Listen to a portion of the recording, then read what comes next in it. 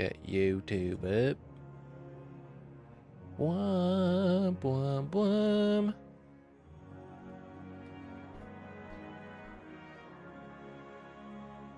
YouTube is up as well.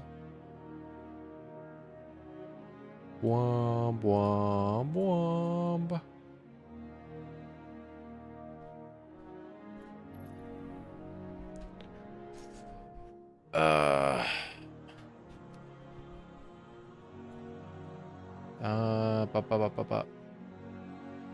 Yeah, that should be good. That's good. What's up, Har? How's it going? How's it going? What's up, Silver? We're doing a hot tub stream today. In about 30 minutes.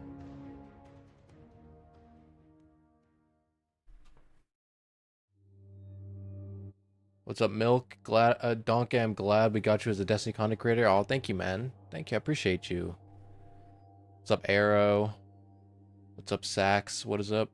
We're doing all right. We're gonna do a hot tub stream with Abaddon soon. Logan, how's it going? What's up, guys?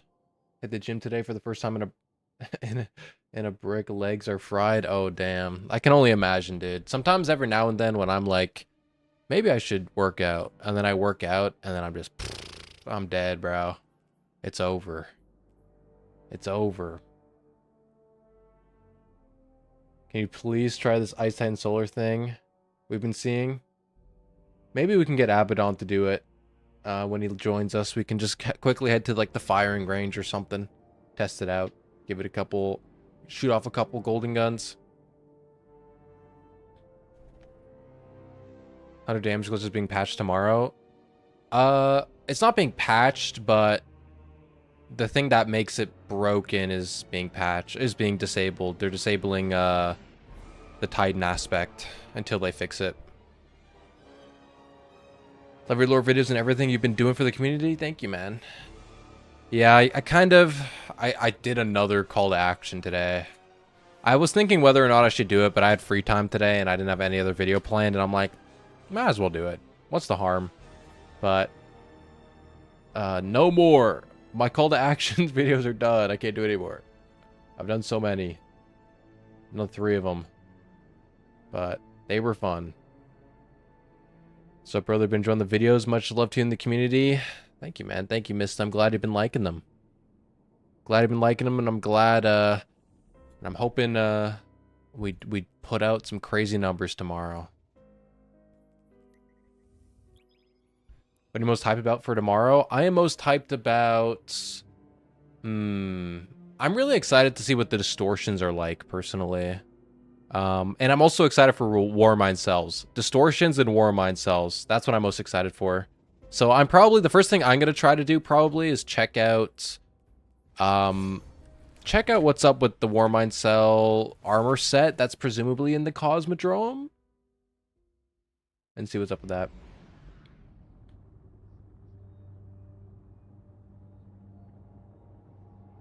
Any mention of performance improvements in those patch notes? I mean, I don't think we've seen anything in the, I don't think we've seen anything in the, in what they've shown so far about that, but maybe in the patch notes we get tomorrow, like the full patch notes. Maybe they'll say something. They did say they were going to try and fix the launch bug that happens, if you have people in your fire team. So excited to try all the old artifacts. That's true. I did, you know, I feel like I'm going to be overwhelmed by all the freaking artifacts, man. I'm going to be like, oh god, there's so many builds to make.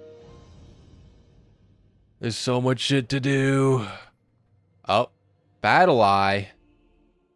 Battle Eye, what the fuck? Bad packet.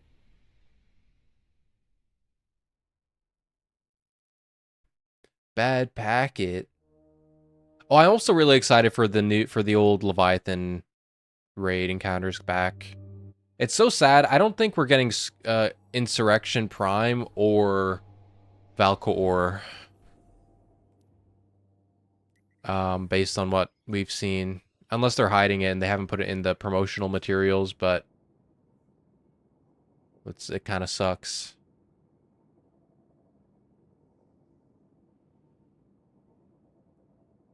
Ba ba ba ba ba. Wait, Warmer cells are coming back? They are coming back.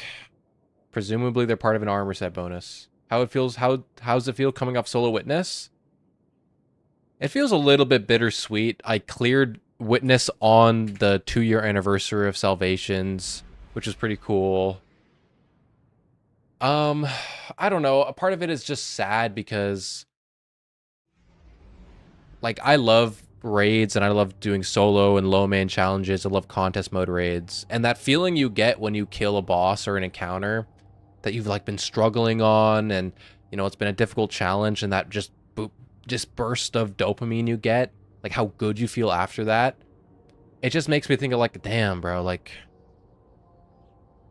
there's only a limited amount of experiences of that for that left. You know what I mean? Like, I can solo as many, you know, I can solo Root of Nightmares, I can solo all the soloable encounters, but eventually that's it, man. Eventually there's nothing left. And that to me is just really sad. Like, it's already sad enough that we're not going to get another contest mode raid ever again. And so that just, it makes, I'm happy, I feel good that I soloed Witness, but it just makes me sad. On Steam, there's 12,000 more people on Destiny than Marathon. Urgh. I feel like even tomorrow it's going to be even worse because, I mean, tomorrow we're going to get hopefully a very big player surge. And then, but we also have to remember the majority of Marathon players are Destiny players. Or like 80% of them are Marathon players, are Destiny players. And so you got to think, you know, like a lot of them might be coming back for the update, man, you know? And so a lot of those Destiny players, those Marathon numbers might look a little rough, you know?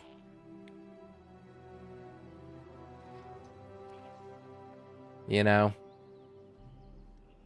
Tomorrow we will reach over 100k on Steam, possibly. I'm confident we'll hit over 100k. I feel like we will hit, at minimum, 150 on Steam. 150k. I would like to, if possible, hit 250 or 200. I'm a little bit more skeptical of that. Obviously, I hope that we break records. That would be amazing. I don't think we will. I'm a bit skeptical in terms of if we will. Zanzis, thank you for the follow. I'm a bit skeptical of that. Are you 24-hour streaming? No, no. We're doing a Abaddon hot tub stream today. We're gonna be talking about some stuff, and then I'm gonna be going to sleep. But I'll be back in the morning. Tomorrow I'm gonna be doing some things where I'll let you guys delete god rolls. You know, if we meet certain targets. Yeah, you'll be able to delete some god rolls, maybe some vault pages. My vault isn't that full. I only have like 400 slots or 500 slots, maybe 600, just under 600 full. So you guys can delete some stuff in my vault, but we'll see what happens. Raw, thank you for the follow. Deleting god rolls is crazy. I mean, why not, dude? Give me some more stuff to grind for, you know? Warden, thank you for the follow as well. You gonna be on at reset? Yes, we'll be on a little bit before reset. Destiny seems to lag. Any tips? Honestly, I don't really know. Destiny is one of those games where you honestly get better performance if you use older hardware. It's kind of jank like that. I have a 3080, or no, not 3080. Do I have a 3080? I think I either have a 3080 or a 4080. I honestly do not remember. And I don't really have that many problems. Maybe just adjust settings a bit. I don't run on max settings, I don't think. Let me look. I run on... Yeah, I don't do max. I do highest, I guess, on some things, but not on everything, maybe. DM606, thank you for the follow. With the update this big, multiple things will be broken for sure. It's possible. I mean, Bungie said that they're gonna still do bug fixes after the update. So even if stuff are broken and there are bugs, they're still gonna they're not gonna leave it broken. Just I'm so hyped for tomorrow. Me too, man. Me too. Me too. I'm hyped and I'm sad, man. I don't know. It's such a mixed bag. Like, this is one of the best updates we've ever gotten with so many amazing things. And it's the last one. It's just so bittersweet, man. It's the ultimate Bungie monkey's paw. We always talk about the Bungie monkey paw, dude, where we get one thing, but we sacrifice something in return. And literally, we get the best update the game has ever seen. And it's the last one. It's so sad. It's literally like an Ahamkara wish, man. Destiny's pretty easy game to run. Even my laptop runs it pretty smooth. It depends. It depends. Some people have issues for sure.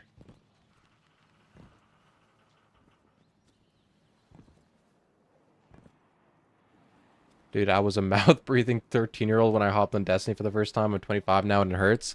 Yeah, I was 12. I started playing in year 2 of D1 and now I'm 22 years old, man. I'm turning 23 this year. It's actually so rough. Actually ancient.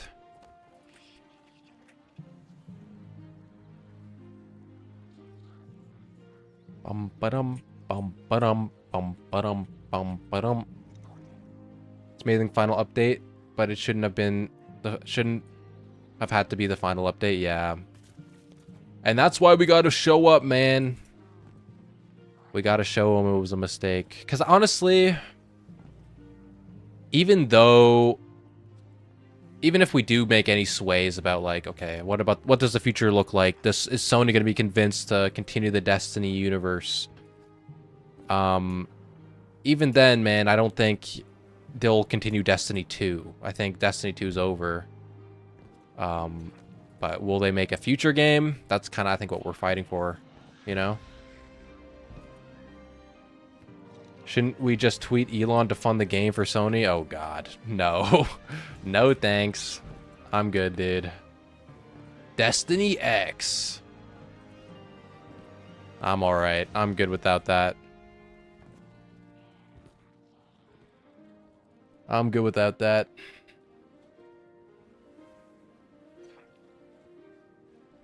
Put my heart and soul into this game, but also I'm about to start the AH64 course, and I need to be 100% focused on that. What's that? What's AH64? I'm dumbfounded that nothing Destiny related was announced. You know, about noob. Thank you for the follow. From where? It's just bad. I don't know. It's just mismanagement all around, you know. Sorry, I should say greenlit. Even if a Destiny project was greenlit yesterday, we wouldn't know for a while. You know? We wouldn't know for a while. He could write a check for Bungie. If Elon was like, yo, I'm gonna write a check to just give Bungie money for a Destiny 3, and I'm gonna give nothing and get nothing in return, and it's purely just a cash deposit. Sure, give Bungie money. But obviously, if Elon were to be like, let me buy Bungie or let me buy Destiny, like, and he would have control over it, which I would not want. Like, hell no. I'm all right, you know. I'm good.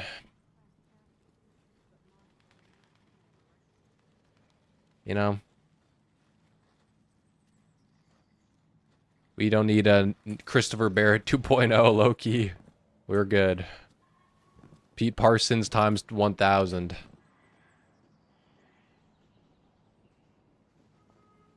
You know what I'm saying, guys? T-minus 15 minutes for the hot tub. For the hot tub. The last amount of copium we have, guys, in a D3, I think, is tomorrow. If there's nothing, like, and obviously, like, here's the thing. I'm I'm off the copium train. I don't, I think, you know, I don't think there is a secret D3. So even if they're like, so sure, tomorrow that maybe Bungie's like, psych, D3. I 100% doubt it, but you know, at this point it's been too far. Like even the Bungie Foundation has made comments about the end of Destiny and shit, and so it's like, there's just no way they would do that if D3 was the thing. You know, I think those sus tweets were more hinting at Sony taking notice. Yeah, for sure. I think so too. I think like I think what we can do as a community is that we're like evidence, we're fuel to the fire that is D3, you know, like we're metrics that the Bungie people can use to go to Sony and say, hey, look at how many people want a D3. And then that way we get, you know, they can get a Destiny project going. But I don't think there's one right now, to be honest. Nothing that's in full production. Like outside of the incubation and pitching phase, there's nothing, you know. Would you be interested in doing some kind of podcast? I mean, these hot tub streams is kind of a podcast. That's kind of what me and Abaddon do. We talked about potentially making it a full-on Abaddon, or sorry, a full-on podcast at one point, but I don't know. It's kind of a lot of work. Personally, I wouldn't want to do anything more than just like clipping the conversation and then just like posting it. You know what I mean? Like, I don't want to make a whole like you know, a second channel or do like, I don't know. I don't want to put too much effort into it. It's just a lot of work. I'd rather just like clip it, post it. But I'd have to check with Abaddon what he wants to do. Because we did talk about it before. But it never really went anywhere. Donkey would have the best podcast. Imagine the rabbit hole him, Bife, and Abaddon would get into lore-wise. Yeah, that'd be cool. I mean, I think at one point Abaddon, I think in the lead up to Edge of Fate, he did interview with a Bungie narrative person, and Bife was on the panel. It was pretty cool. When is the hot tub stream? It's in like 15 minutes. I just got on early, get people in here first before we start up the conversation. It'll be in 15 minutes. I like to watch the feeds while I work.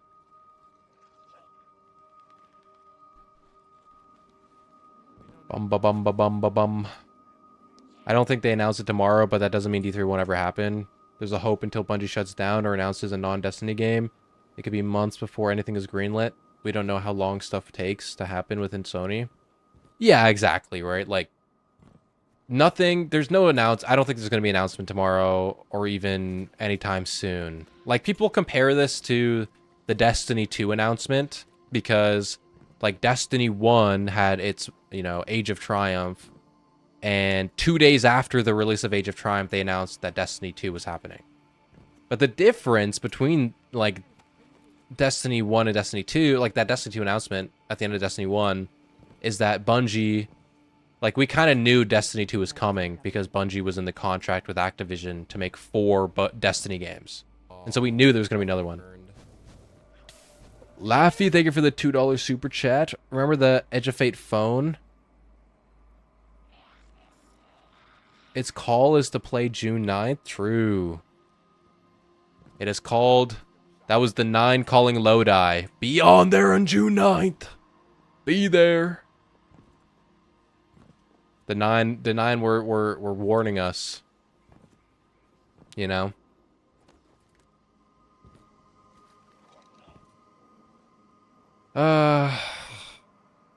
It's such a weird it really is so weird. It is such a weird feeling. Because to me, it doesn't feel the same as like a pre-expansion launch. But it still feels like, it just feels weird. It's such a weird feeling.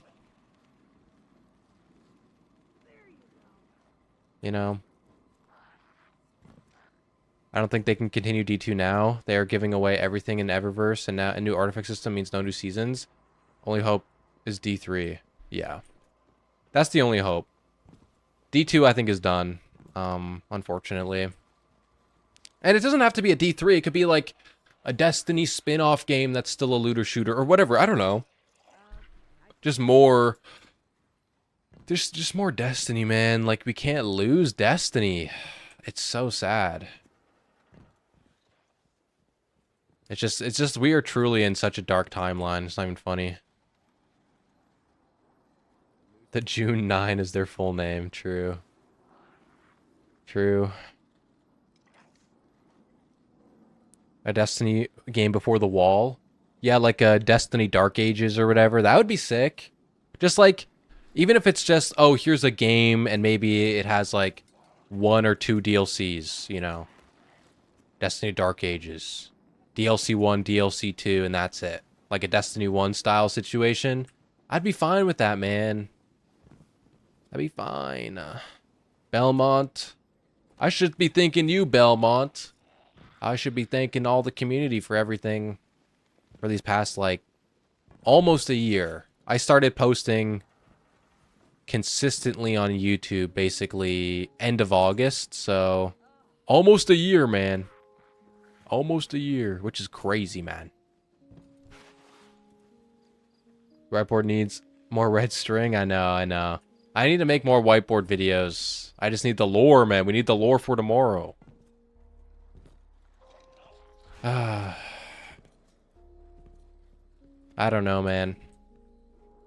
I'm really hoping the story's good. They send us off with a bang. I'm really hoping.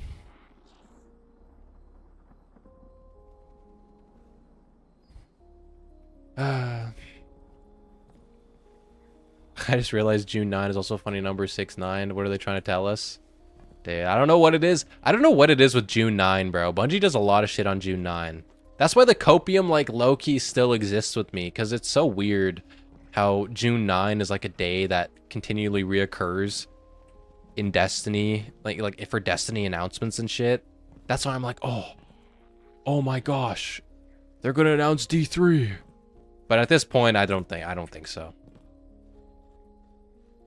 Well, I like to get a Destiny single player where the story history is the point, or RPG or something. That would also be cool.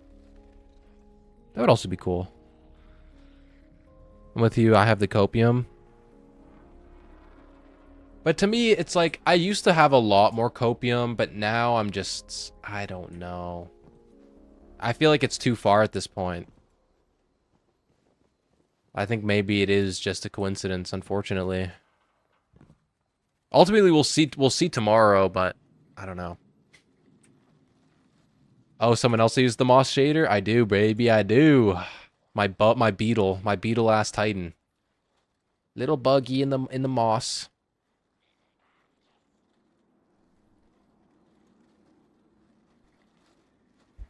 This is the weird discontinuation of service. I was there when Bungie dropped Halo, and there wasn't this much community activity over there.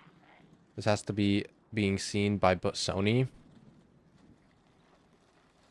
This is how I felt going into season Heresy, to be honest. Just uncertain butterflies in my belly, wondering what their next steps are from Heresy, because I was legit scared.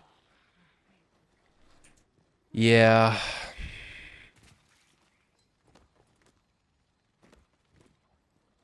I don't know. Heresy was such a banger, dude. It's actually so sad we can't go back and play Heresy. I like the fact that they removed the fact that they removed the freaking episodes is actually so depressing. Like, that was content that definitely should have stayed. It was epilogue stuff, man. And like, it was literally building up Fate Saga stuff, bro, with Lord of Every Nothing. So I hate that they removed the episodes, not gonna lie.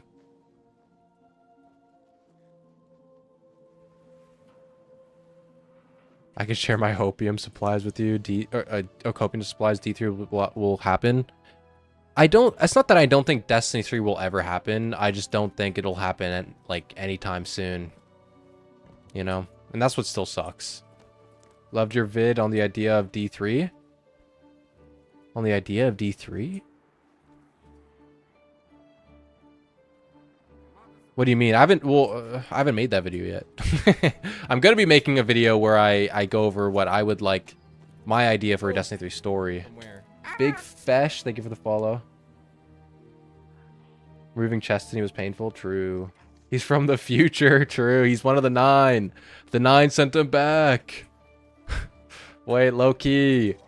He's from the future.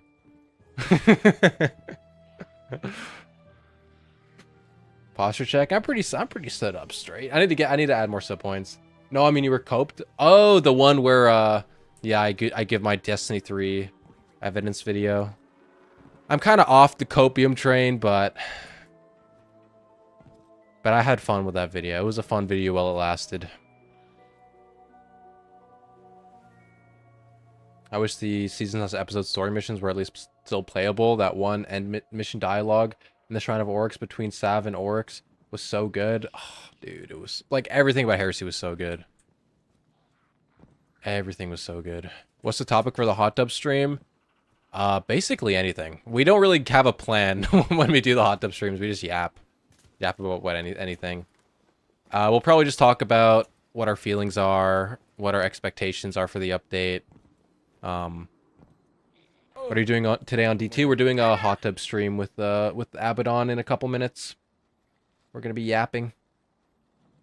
IG Za, thank you for the follow.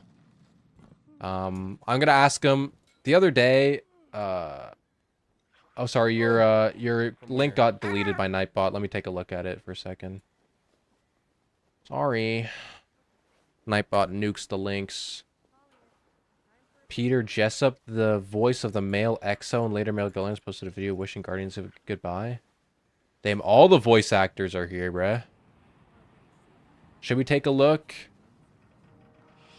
Oh! Oh my god. Okay, we're watching this. Dude, that voice is so good. Okay, where the fuck is this? Okay, we're gonna listen to it. We're gonna take a look at this, guys. Oh, dude, that voice is so good. So nostalgic. Okay. Guardians. I've always been a man of few words, but I felt it was time for me to speak up now. I've been your voice since we began. We've accomplished so many things together. We destroyed the Black Heart and conquered the Vault of Glass. Defeated Crota and Oryx. Avenged the Iron Lords by stopping Siva. We awoke the Traveler and saved the last city from the Red Legion. Took back the moon, harnessed the darkness, and defeated the Witness to stop the final shape from becoming reality. We've transcended the light. We have accomplished the impossible. It's gonna make me cry, bro. Paracausal. Oh. But like all things paracausal, our world is unpredictable. But keep in mind that what may seem like an ending is always the opportunity for a new beginning. Take what we have learned together with you on your journey. Be proud of what you've done. I know I am. Dude, I'm actually gonna cry, the dude. speaker spoke for the Traveler. I had the honor of speaking for you. Oh my god, now it's your dude. turn to speak for your community and for this world that we have called home for over a decade. Gear up for the Monument of Triumph and make as much noise as you can. Guardians make their own fate. Oh. You ready, little light? Let's go. Eyes Mini up. Jack, thank you for the follow. See you, Starside.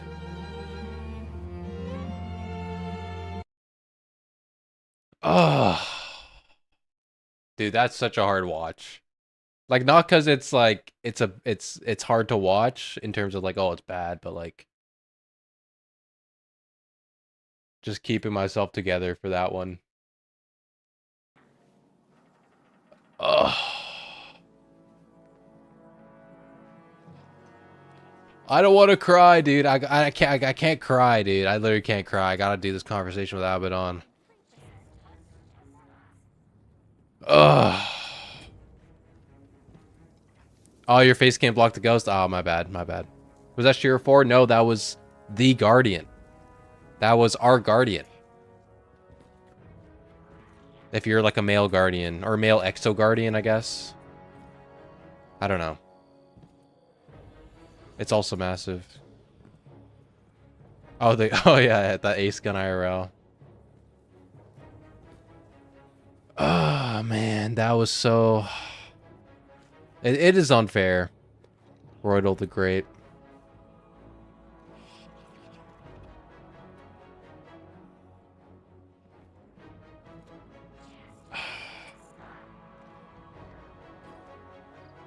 He does the male guardian voice. I just looked him up. Loving the vid and content. Thank you, man. I appreciate you.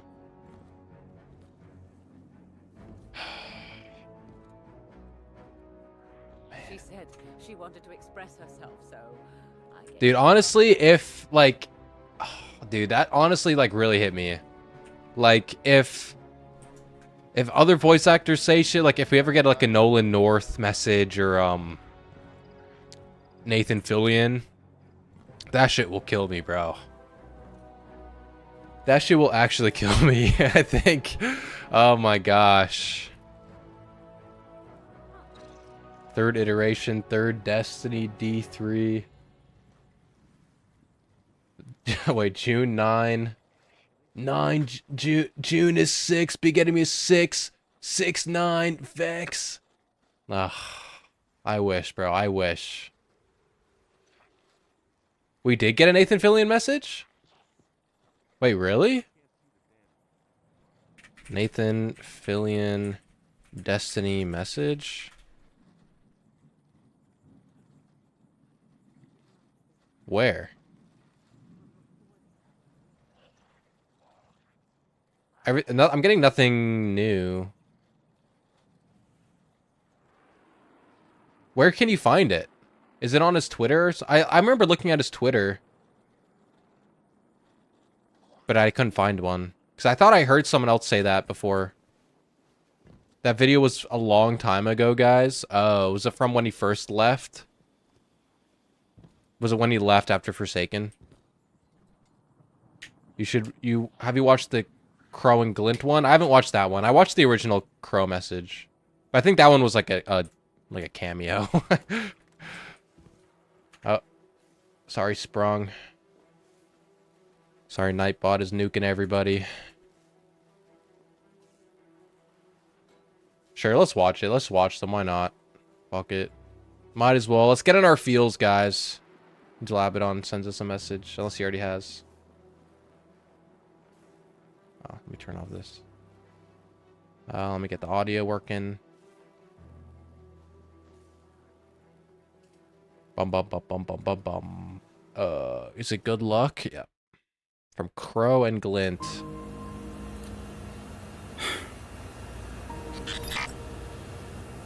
Guardian. Damn, the voice is so good. It might be a while before I start another briefing this way. I'm so sorry. The guy in the corner is so funny. Yeah, I'm so sorry. But like him just there in the box is so funny. Did you see that core one? Not yet. I haven't seen it yet. You should watch some old Destiny trailers. Maybe tomorrow. Oh, Space Cat, did you get untimed? Oh, you got timed out. Let me untime you out. Sorry. Sorry. / unban. There you go. You should be good. And we both got our assignments. Work here in the Vanguard never really ends, and well, you know what your life is like. I just wanted Knife to on my take a minute nuclear before link. you go. In YouTube chat, I just don't get the links. I don't know. In case it's they don't show up on my chat. longer than we'd like before we get to talk. It's just Twitch chat. Nightbot. Goodbyes are hard. Us ghosts aren't particularly fond of them because they tend to be permanent. Let's go. Sorry, I'm just highlighting a thing. What's Critical is streaming D2. Let's go. Yeah. So I just want to say thank you on behalf of everyone for everything. Before we met, my life was, well, it was my life, but it wasn't this. What I have now is because of you. You made me a hero. You set me out on an adventure I couldn't have ever imagined. To spaces unknown, far beyond dreams. Dude, the Deep Stone Lullaby. And none of that would have been possible without you. So hearing that you're going away for a while, we just wanted to say goodbye. Properly. Because if we didn't get a chance to after everything we've been through together, well, the universe shouldn't be that cruel. Wait, seasoned potatoes, moist critical. Oh, sorry, guys. Should I wait until the ad? I'm gonna wait till the ad's over. My bad. Oh, wait. How's it going? How's it going, Vet? Yeah, but Season said Moist Critical and people have been asking Jinxie if he wants to play D2. Moist Critical has been axing Jinxie? That dude, if we can get Jinxie on. If we can get Jinxie on fucking D2. Holy fuck. I want a message from Paul McCartney and Valis to Ark. Holy shit, dude. Dude, we really do need one. We need Paul McCartney to sing a song again. Hope for the future. Oh. Oh, Abaddon's ready to go. Okay, I'm gonna watch this video. Sorry about the ads, guys. I'm gonna keep watching just so we can go to Abaddon. All good.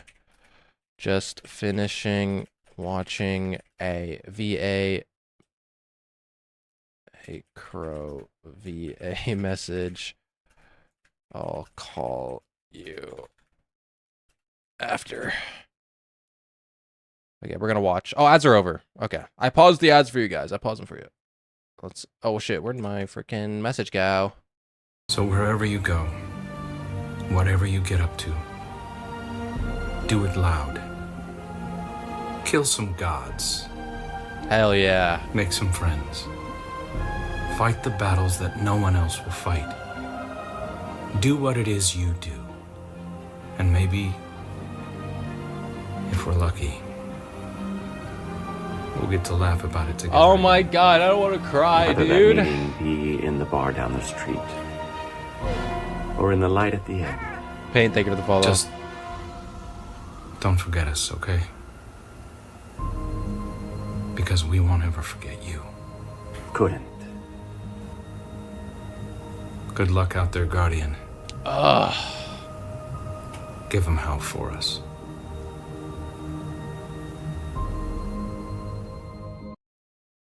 Crotus said you're going away for a while. He knows. I don't know. I think it's just a hopeful message where he's like, I hope Destiny comes back, you know?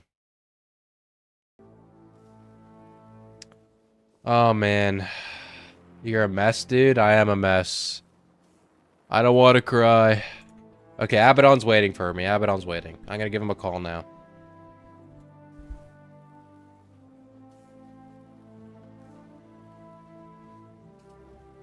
Hello, hello.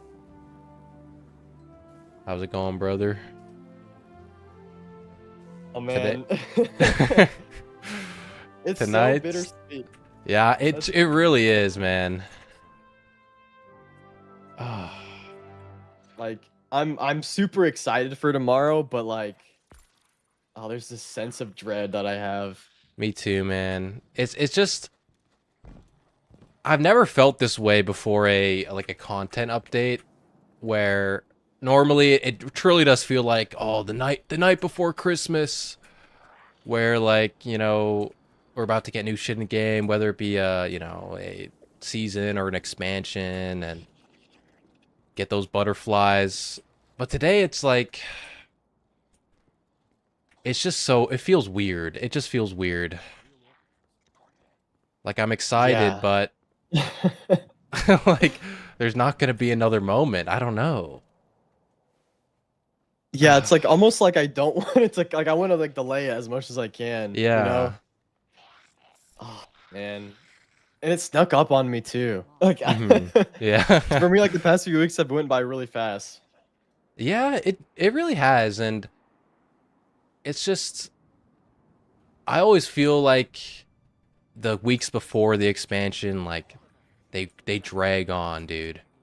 Oh, one more reset, one more day, one more twab, whatever, like whatever, however you measure it before the expansion, and now it's you don't even think about it. It's like Yeah.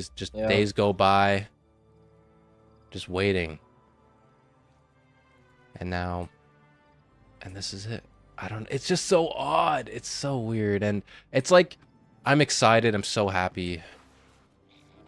And I want them to send us off with a bang. I hope the story cooks, whatever story they have for us. And I'm excited for distortions and Warmind cells and artifacts. But it's, you know, the game, it's just this weird feeling where you're just not going to get another, just no more updates. There's always been Yeah. another update. Where's the hot Yeah, tub, that's the man? Where's the thing. hot tub? Oh, let's Oh, yeah, do you have a spot? where's another place? Uh, I know one. I know one over here. You know the one in the annex, like the hidden room. In the annex. The hidden room in the annex. Is it the Benedict room? No, it's like No? here. It's like the weird sparrow one. Oh, not like this- yes. I remember.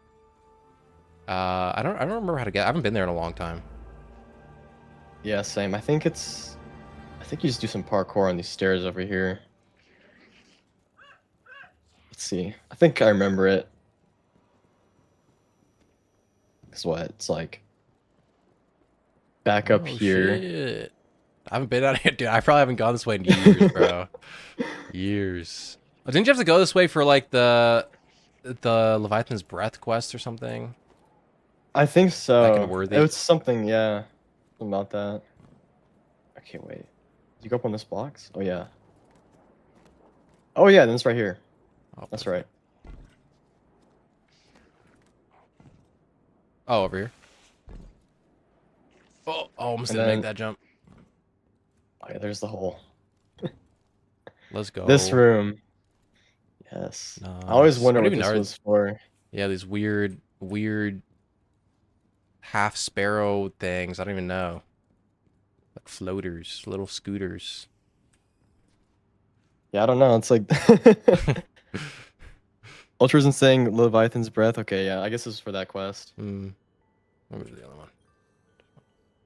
There we go. But yeah, for I saw SRL. someone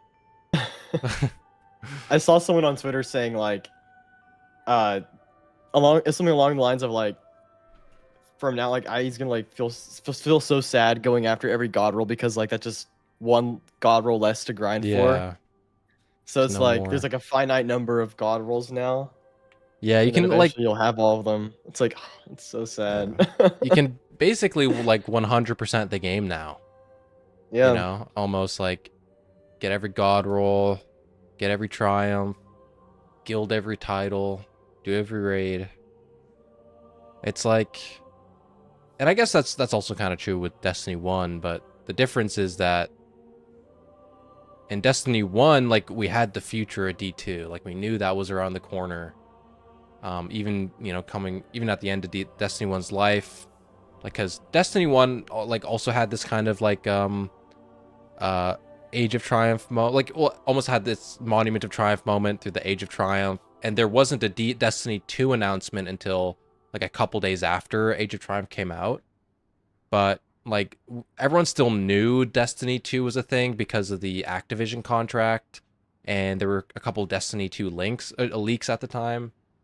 So like even if it was at the end, there was still like an understanding that it wasn't over.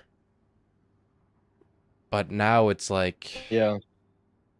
it's done, you know, and it's not even like obviously I was on copium train for a while, but now I feel like I'm off the copium train because I think that, you know, at this point it's gone a little, it would be going too far if it was all like a ploy. You know what I mean? Like tomorrow we get a D3 announcement. like the Bungie Foundation coming out being like, you know, thanking everybody for support from the Destiny side of things, and that, you know, how they're hoping that they can continue to, you know, do charity stuff in the future. It's just like this, that message to me is like, there's no way they would say that if there's a D3 around the, like, that's about to be announced, you know? Yeah. You know, I think, like, reality is like, they're like, there's nothing currently in production, but I still have a lot of hope that something like the future can be turned around pretty quickly, just because, you know, I don't think anyone was expecting this, like, what a movement if you'd call it that. Yeah, like, yeah. no one is expecting this reaction. No one was expecting the freaking chats to be flooded. Yeah. And whatever, you know, however many people pull out tomorrow, I'm so excited to see what the numbers look like. Yeah, tomorrow. Me too. You know, It's gonna be good. Moist Critical is playing D2 right now, man. Oh, really? So, He's yeah, on it? Oh, he's on right now. He's let's streaming, go. and I thought someone in my chat said Moist was trying to get Jinxie to play. I don't know what the please. source is, but that would be crazy if like Moist comes in, is like gets the connection to Jinxie to get him on. That'd be crazy. Dude, I have been on the Jinxie train so much, man. I think if we had him, we'd have like 50k at least, you know? Just new people. Like an extra, like that would give us a huge boost, you know? Exactly, yeah. And, you know, like, I agree. I am still hopeful that what we're doing with everything we're doing online, and then also hopefully getting a very successful player surge, and hopefully people stick around after the update. Like, I think that can definitely move things internally, and the Bungie devs can use these metrics that we're giving them as ammo to speak to whoever they need to, right, to get something greenlit, you know. And yeah, and you know, I'm pretty hopeful about what the numbers will be like tomorrow. I think bare minimum, I think we're definitely surpassing 100k on Steam, for sure. Oh, for sure. I think we clear Edge of Fate numbers. Yeah, like for sure, clearing Edge of Fate. I think at minimum we might see like 150k on Steam, and then I'm hoping. Obviously, I hope we break it. Number like, oh, like we crush the Steam number. Like that would be obviously the best case scenario, but I think a more realistic number that we can hope for would probably be like 200k, 250 on Steam, which would also be insane. That'd be crazy numbers. Yeah, that'd be awesome. That would be awesome. You know, and not only that, like I put out my final call to action today on YouTube. And I called out specifically console players because, like, they're the majority, man. They're 80% of Destiny. Like, even though, because everyone pays so much attention to Steam chart numbers because that's, like, the only thing we can, like, measure daily. You know, sure, we can look at daily active users through, like, popularity.report, but we can't see the concurrence on consoles. So, you know, being able... So, like, I don't want people who are on console to be discouraged that, like, them participating in the server slam isn't going to, you know, contribute to the Steam number or whatever. Like, ultimately, as much as it would be nice to beat the Steam concurrent count, like, it's not everything. What matters is just getting as many people on as possible so we can get the daily active users up, or, like, concurrence up as high as possible so that in the back end, Bungie and Sony can see, oh, we're getting crazy numbers because of all the console people and everything, you know? So, you know, console players better show up, dude. We need you. Oh, yeah. Yeah. You know, Popularity Report, they actually updated their website tonight to add, like, this... Oh, really? Yeah, they added a... It was, like, players in the past, like, the amount of players in the past hour, so it's not, like, actively updating, but it shows, like right now it's 65,000 in the past hour, and the 24-hour peak is 92,000. Oh, so that's, like, across all platforms? Yeah, That's so it's a way we can kind of interesting. track the concurrent player counts, I guess, across everything. Okay, that's interesting because then that's if it's saying like approximately in the past hour. I mean, looking at what they have here, uh, it's showing on their chart that there was 87K, 24-hour peak was 92K. And if what are we sitting at for Steam right now? Steam, DB, Destiny 2 is the first one that pops up. We're sitting at 37K. So almost like, that's actually interesting. Almost like 40% are on Steam right now. For Destiny then. Interesting. Because normally it's like 80% to 20. Yeah. Yeah, but I think I don't know, I feel like a lot of people might just like have Destiny open because I feel like it's easier to like have a game open on your computer because it can just chill in the background. But like when you're on console, it's a whole like it's like a whole deal to get on your console. Yeah, if you're, like exactly. on a couch or whatever. Yeah, most people got the family room set up, just chilling in there on next to their sofa. Big ass like 5 millisecond delay TV. You know what I'm saying?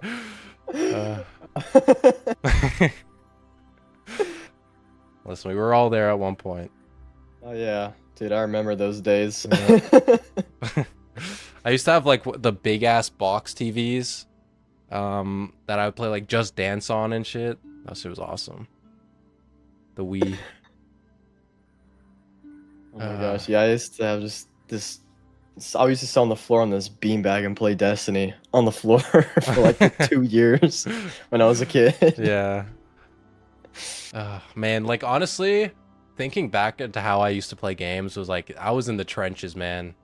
Cause like it would take like especially before I started playing Destiny, because it would obviously be on like the family TV, so I'd have to share it and be like, okay, like when can I actually get on to play games versus when someone wants to watch a TV show. And then like when I started playing Destiny, I must have just no-lifed so hard, like hogged the TV so hard, because my parents were always like they don't want, like they were very skeptical of like TV and too much screen time and stuff, so they never wanted like a personal gaming setup for me. But one year, I guess maybe I played too much Destiny. They were like, for Christmas, they got me a monitor. They're like, bro, please don't play on the TV anymore. So, you know, what you played know? This game too much. That's funny. So that was awesome. Getting my own screen was sick. You know, those were the days. Yeah. Big upgrade. Yeah, that's kind of what happened to me too. Because I used to play, because I got into this game because of my dad, and we would share an Xbox. Mm-hmm. And then I just was playing way too much because I was a kid. I had way too much time. And then he was like, "Okay, have your own Xbox." And then he got me his like dinky little monitor, and that's what I was playing on. I was like, "Okay." That's awesome. You know, I just watched the Crow and Glint's message. Oh, that one's so sad. Yeah, that one, dude. It's like all of them have been like really hitting me. And then I don't know how recent this was, but the voice actor for the male Guardian also made a video.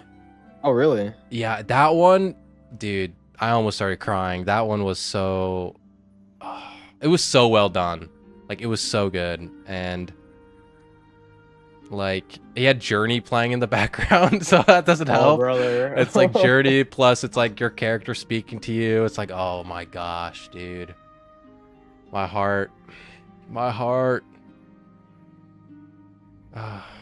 Yeah, so the sad. Ikora one, that one was the Ikora one that she's released this or yesterday or this morning. That one really hit. I'm so it's just so like heartwarming that all these voice actors, they're all coming out to show the support. It's like, it just shows like this is so special, you know? Like, Yeah. this is so special.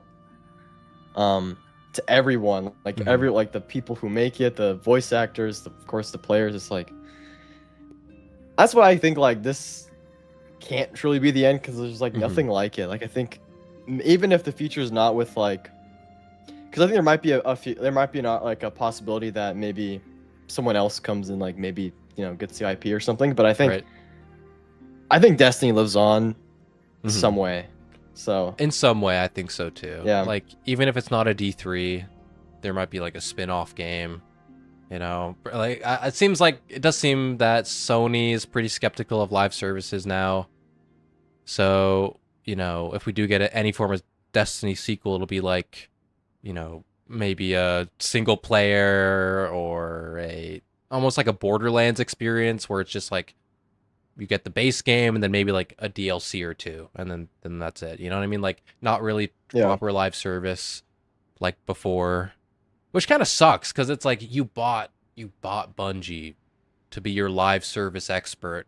And obviously, you know, it was a bad bet. The live service plan has ultimately failed, but you know, at least like, you know, Bungie was the one that was at least doing it well, you know, until that's true. Until layoffs Destiny and was stuff the happened. only one going good. That's just for Sony. That's just truth. So yeah. And it's not like live services are like a guaranteed failure. You just need a compelling game. That like exactly. Helldivers is a great example. Like it was released during the same time that other live services were releasing and failing, and it blew up. It had its own community, right? It's just because like you just need a game that is actually has an audience that's there. You know what I mean? Like it's not like not to beat the dead horse with Concord or whatever, but you know what I mean? Like it's not like people were looking for a Guardians of the Galaxy hero shooter, you know what I mean? Like there's just different, and it's also the aesthetics and vibes and how you market it. Like I remember back in 2024 getting all those getting Concord ads on my YouTube feed and just not knowing what the game was because it was nothing but like cinematics. Like I didn't even know it was a game. I thought it was like maybe a movie or something.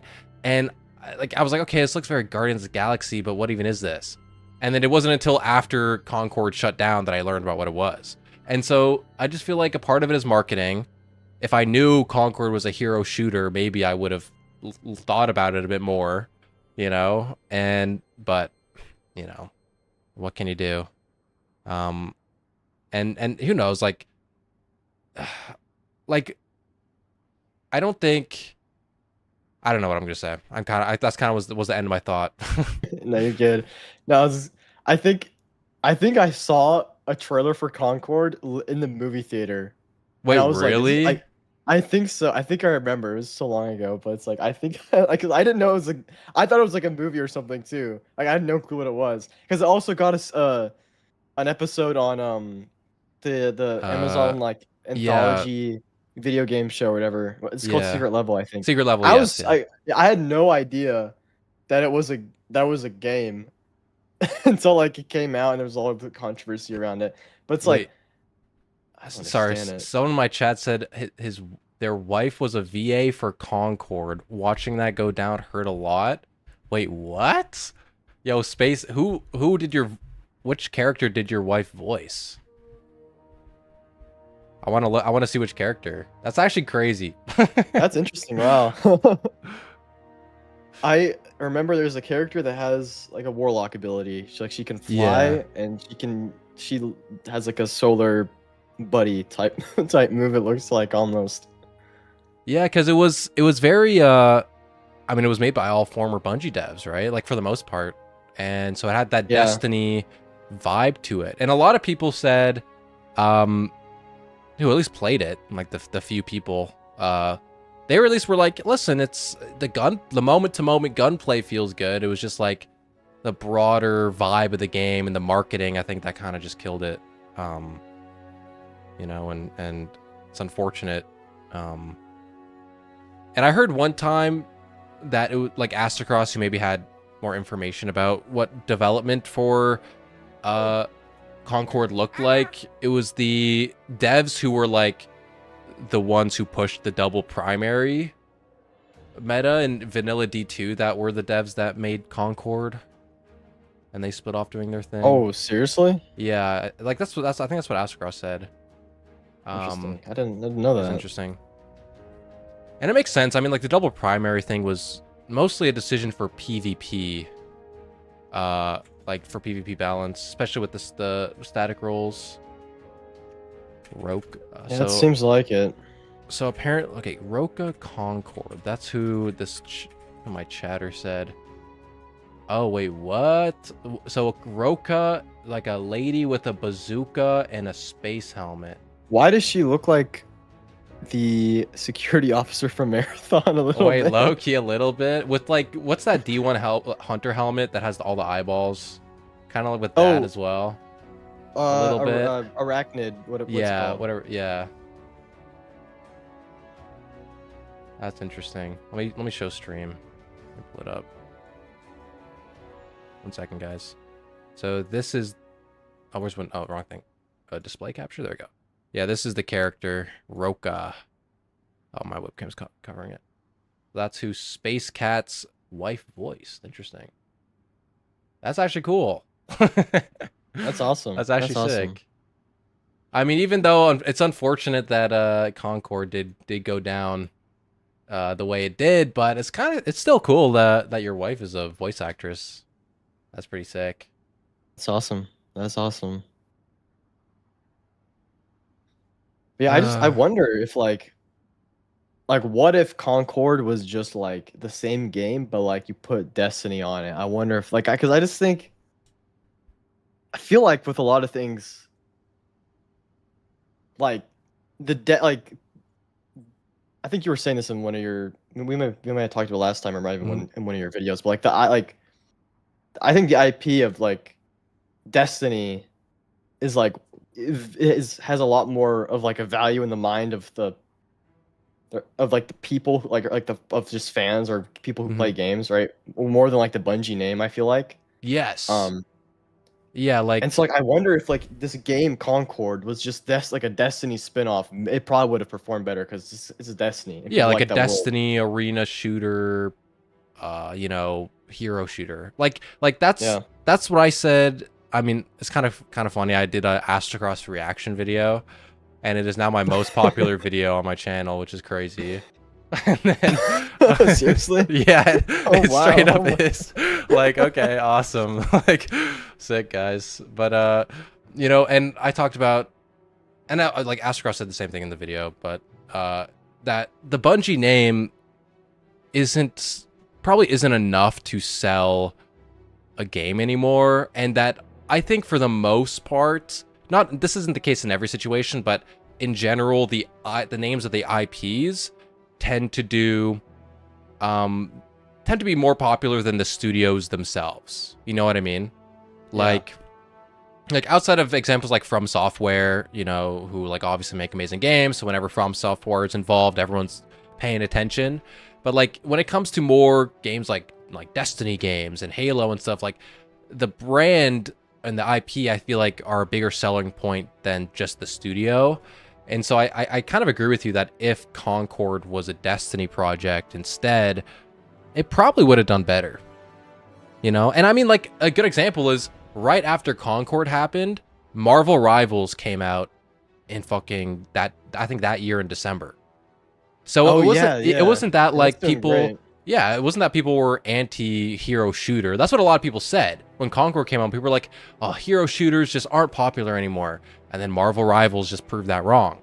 It just showed that, hey, if you make a good game and it's an IP that people care about, maybe people will actually play it, right? It's an established franchise. Exactly, yeah. And so it's so difficult to just launch a new IP nowadays because there's just so many popular and established IPs, and people have their own communities and they're ingrained in these stories and stuff from the past. And so new stuff is really hard to like really get seated in gaming, you know, nowadays. You know, and so I think, and that's why I think like Marathon is also struggling a little bit, because once again, like the Bungie name in and of itself isn't valuable enough to sell a game anymore.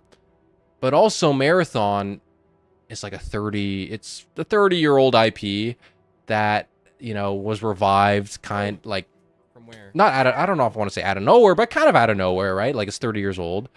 And obviously I feel like most gamers aren't 30. They're like they're pretty young, and so they don't have connections to the old Marathon days. And so it's hard. So to them, it's basically a brand new IP, right? Yeah. And so it's hard to sell that to people. And so if Marathon was instead like a Destiny extraction shooter, I think Marathon might be doing better. You know what I mean? Just because it's already established. Dude, imagine that timeline where if Marathon was just a Destiny spinoff, we would be doing fine right now. Dude, it's Paraverse, alternate timeline. I definitely agree, and I think Destiny's kind of reached, maybe it was true for Bungie back in the day, but Destiny has been, it's transcended. It's become, I think, like an IP like Halo or like Star Wars, or if the new Star Wars game comes out, you're not playing because it's whoever's making. You're playing because it's Star Wars, and Halo too. It's like people kept playing Halo games because they like Halo, and they didn't really, it's not Bungie, it's 343, but it's like they're gonna keep playing it because it's it's Halo. It's more Halo. Exactly. So I think it's the same with Destiny. It's like, it's an IP that has kind of, it's transcended in a way to where it's not bound to a single studio anymore. And I think Destiny Rising, if it was not a mobile game, gacha game, would be some. It did, initially it performed pretty well. Like I remember the sales kind of like the numbers were crazy. It just kind of fell off because it's the nature of the game. The nature, So you can't blame. I think Destiny actually carried it to getting a lot of success initially. Yeah, in the initially, I agree. Like the gacha is what killed it. The gacha, and like the problem is like mobile games are mostly marketed towards younger audiences, and people, like the majority of people who play mobile games don't play computer games and they don't play console games. Like their phone is the only way they play games. And so like when the majority of Destiny players are console players, right? And you can't play Destiny Rising on consoles, you're cutting out like 80% of the player base of Destiny there, right? Because like in reality, like, okay, I'm on computer, I could load up Moo and like emulate Destiny Rising and play it on my computer, and I have in the past, and I load on every now and then, but it's like because I'm on computer, Destiny 2 is just the better game, like, to be honest. And so I would just like, if I have the choice between playing Destiny Rising and Destiny 2, I'll just play Destiny 2. And then console players, they don't even have the option, so they're just gonna play Destiny 2. And so like for that reason, it's just like that's kind of why Destiny Rising is kind of failing, because it's just like where you play it, it doesn't really work, because and especially when they're trying to like, it's like, they're having these like contest mode experiences, they're making it, and it's a gacha game. It's like, it doesn't really make sense to be a mobile game. It does, which I guess I guess I'm curious what would happen if it was on console, because I think the reason why it's not on console is probably Bungie. It's probably in the contract, like Bungie didn't want them to like cannibalize D2. But for sure.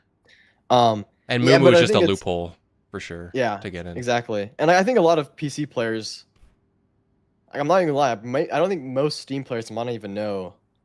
Thank you for the $20 super chat. Thank you. It's probably none, but like I think it's something that's there's so many steps to getting there. Play another Bungie game list. Emulation comes out. Like, there's probably a small me too, man. Me too. Of even PC players will even try playing Destiny Rising, because they have to go do all this whole process to get to be able to play it on their PC. So yeah, just the nature is what cooked it. Yeah, and I feel like gacha games are so weird because they'll either be like Omega successful because people are gambling addicts and they'll just spin the wheel for the characters, but it only really works if it's like if it's low-key a gooner game, like anime girls, that's true. Big ass, like crazy shit like that, because like people are gooners and they want the sexy characters, but in Destiny, it's like Destiny isn't really, it's not a gooner game. And so it's hard to get the gacha to work in this IP, I think. Exactly. And so everyone's got a helmet on. Exactly, right? And I feel like if they went maybe the Warframe route, it would have been better, where you can maybe if you can grind out the new characters, but it's like it's lengthy. It's a lengthy grind, and you gotta build your character, and it takes time in the crafting table. But you could also just buy your character, just outright, right? And then I feel like if they went that route with Destiny Rising, it probably would have been a lot better and maybe more successful. Because the gacha just doesn't work with this IP, I think. Yeah. You know? Yeah, I don't think so at all. And I guess gacha games are very saturated too, it seems like. Yeah. So it's like it's so there's so much going against Destiny Rising as a game, but like I think the fact that it's Destiny, it's carrying it, you know? Yeah. Asher Mir dating sim, someone said in my chat. Low-key, I would play a Destiny dating sim so bad. Like I would Dude, I think I it would totally do exists out that. there. Do you remember that?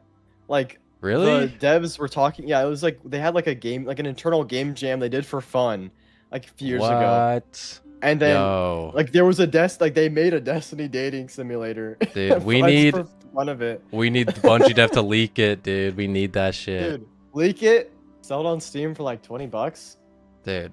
D3 gets funded day one. For real, dude. I would riz up Savathun. Like imagine being able to riz up Marasov. Like you kidding me? You kidding me? Dude, come on, Bungie. You want to fund D3? Just release that. There you go. Yo, imagine. Okay, yo, what would be crazy if they did a route where like you could riz the witness into not doing the final shape or something. That would be insane. Oh my gosh. See, hey, we're cooking. Yeah. Yo. Dude, we need that. Oh my gosh. We need that stuff. Even if like we could do like a fan game. Like Bungie, I think is pretty chill with the Destiny IP so long as you don't like make it, you don't profit off of it. So like even like a fan game that's on like itch.io or whatever, that's a Destiny dating sim would be sick. Dude, that would go crazy. That would go crazy. Man. Especially now, like people want to play some. Yeah. They'll play anything at this point. Oh my gosh. I'm really curious what the fan stuff is gonna look like post everything. Like I feel like there'll be a lot more like fan game stuff that might pop up. Yeah, I mean there's the Minecraft, Destiny 2 Minecraft server. That looks pretty fun. That looks pretty interesting. There's a guy making Wrath of the Machine in Black Ops 3.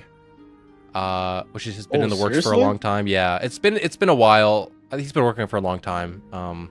He recently, like in the wake of the news, put out a photo of like the Vosik encounter.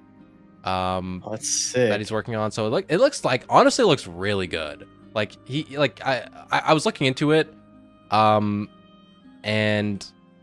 because I remember I asked about it on Twitter, and apparently he's like really perfectionist about it, so it might take a while, but it looks like I'm excited for that. Finally get to play Wrath on PC. And then what else? There's been some movement on Destiny private servers. Where I saw some of that, yeah. Yeah, like someone posted like they had the screen to launch into what's the one with the Fallen raid with Insurrection Prime, whatever it's called. Scourge. Yeah. Like they couldn't launch into it, but they had the screen to launch into it. They had the raid icon and stuff. So like it's being worked on. And I saw someone, I think was it Jenser? Was that his name? He's like he used to break the game a lot. He kind of went into retirement, but now he's back. He posted, I think, about like a private server he made where he had all exotics on, like on all armor sets. So I don't know. We'll see what happens. Like if we can truly get a private server up, and maybe we can eventually make like fan-made expansions and stuff. That'd be sick. Dude, like, Destiny modding would go so It awesome. so would, so hard, dude. Like whether it be Forge mode or like Steam Workshop or something, like just the ability to just make our own shit would be like that would turn Destiny forever game. Like just like Black Ops 3 is, you know? And it just kind of sucks that with no Forge mode, man. Dude, Sea of Thieves is getting a damn Forge mode. Really? Yeah, it was announced in that's the sick. Xbox showcase. They're getting a Forge mode. That's so sick. I'm like, bro. Dude, that's all they needed. If they put in Destiny Forge, dude, like they sneak it in real quick. Mm-hmm. it's a sneaking in is like crazy because it's a huge thing, but it's Yeah. like, but that would keep Destiny would be on forever. Like That it would be on we don't forever. even need D3. We don't need D3. We don't need Destiny Infinity. We can make our own ourselves. D3. Exactly. Yeah, I remember like that's like Sweat School talks about all those conversations he had with Bungie throughout the years, and he's talked a couple times about how he's had conversations about Forge modes, and that usually it's met with the classic thing of like, what's the return on investment on this or whatever. And it's like that, like a Forge mode is once you put in the infrastructure, it's probably like infinite money, dude. Because people, even when your game is out of service, like it's gonna be, people are still gonna play because people are making content for the game.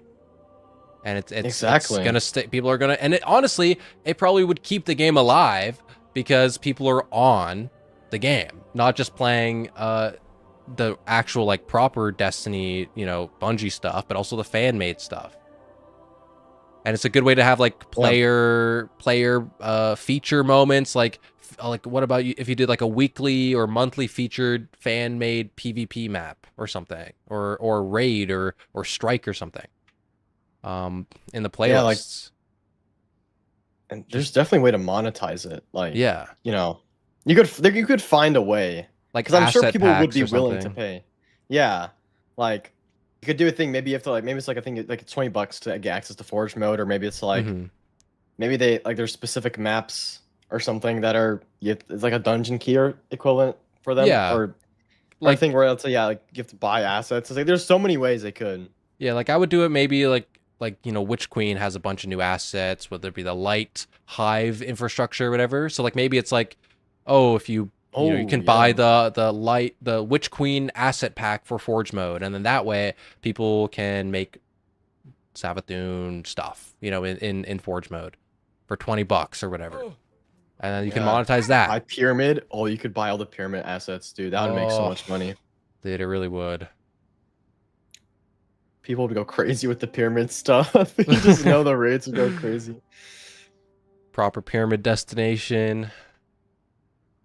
Like, and not only that, it's also just like Bungie could then, like, let's say someone creates something really freaking cool, has a really good idea in the Forge mode. Bungie could be like, ooh, that's really nice. Let me take that for the next expansion. And they just repurpose the idea or like whatever it is into the next expansion, make it official. That's kind of what there's a game that kind of does that. It's not Terraria, is it? It might be Terraria. I think Terraria tends to do that. They take ideas from the modders and then they put it into the game, the base game. Yeah, and it's also a good way to source talent. Like, oh, this person's really good at making Destiny 2 stuff. Maybe we should add them to the team. Right, that's what Risk of Rain did, because Risk of Rain has a huge modding community, and there was this guy who made really good fan-made maps, and they hired him. So now he makes maps for the actual That's game. awesome. There so you go. it's like, that's the way to find people. Yeah. Yeah, it's a great way to like.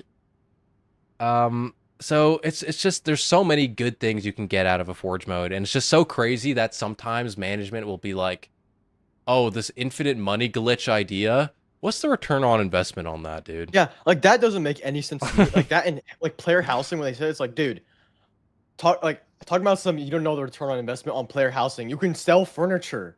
Yes, like come on, like you could sell anything. Like I don't understand that. It's like, yeah, infinite money glitch right there. People want to decorate their house. You just sell them a bunch of cosmetics like you've been doing. They'll buy it because they want to decorate their house. Like, doesn't make any sense. It doesn't and make like, yeah, any it's like, sense. and like modding really helped carry Halo and OG Marathon too, because right, like I was doing back in earlier this year, I was on the Marathon rabbit hole, and I found like there were these crazy like fan made like marathon games. Like there was this horror one that I saw like some videos of. It looked kind of crazy. Made probably like I think like 2003 or something like that. So like early 2000s. And like with Halo, like over the years, people have been making, of course, whatever they want, Destiny type raid, new Halo campaigns or whatever, and that's been Right. like, carrying the community in Mhm. between Halo games. So it's like Bungie is kind of, they have a legacy of fan-made content kind of filling the gaps between stuff. So it's like Right. Destiny would thrive off that. Yeah, man. I don't get it. I don't get it. Like, especially since they were the ones who like did that first with Halo.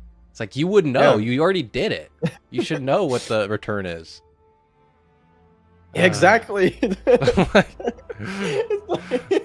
You've done it already. How many times? Like, when did Forge come out? I don't know. Maybe like at least with Reach 3 or maybe 2 out or something. I don't know. Multiple Halo games have had Forge mode, so it's like Mhm. you've done this 3 times before. Yeah. Unfortunate. Unfortunate. What do you want when we log on tomorrow? What do you want to do first? What are you thinking? Good question. I'm curious if there's gonna be like a quest that points us to some stuff. Yeah, Um, there probably will be. I would imagine. A But little bit I'm of thinking story. probably distortions, just because like that's like the most. At least we can tell right now that probably will have like that's the thing with like potentially story stuff linked to it because of all the eclipse energy and everything. So I'm thinking Yes. maybe that first. I want to get but- War Mind Cells. I kind of want to load up I think it's the I think it's the Oh yeah, the Cosmodrome. Cosmodrome, yeah. That'll have it. And then after that, I mean, you wanted to do community raids, right? We could do some of those. Oh yeah, we Raids could and do that or dungeons. Pantheon. Yes. I might wait to do Pantheon because I kind of wanted to do it with my clan first. Oh, gotcha. Um, Okay. And then, but then after that, like I'm down to do community Pantheon runs. But Okay. Yeah, we can hold off on that then. And then so story, War Mind Cells, then maybe dungeons and raids, and then yeah. And you'll be Sounds on like at a reset, plan. right? Yeah, I'll be on a reset. I'm gonna probably start Perfect. streaming like good bit before. So Yeah, me I'll be on too. whenever. Yeah, I'm gonna be doing. I'll probably rewatch some like old trailers, relive some memories, watch some clips. I'm gonna be doing this thing where like I'll get away for viewers. They can delete my god rolls. I'll probably do like a gift sub equals god roll deleted or something.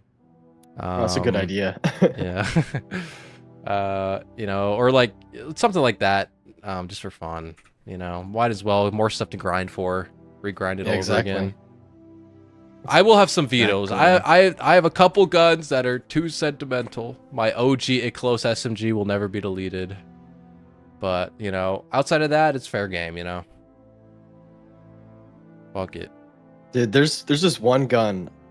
I don't know why I was addicted to this. Where? The Arctic Haze. You know where that comes from? Oh, Europa? that's Europe. Is that the pulse rifle? Yeah. No, that's the auto rifle. I have 21,000 kills on it. Oh. I don't know. Like, I was 21,000.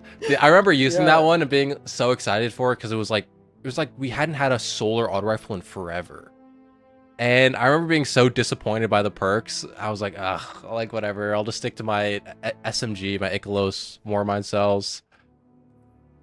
Yeah, But I it's don't- getting I just- refreshed, so hopefully it's goated.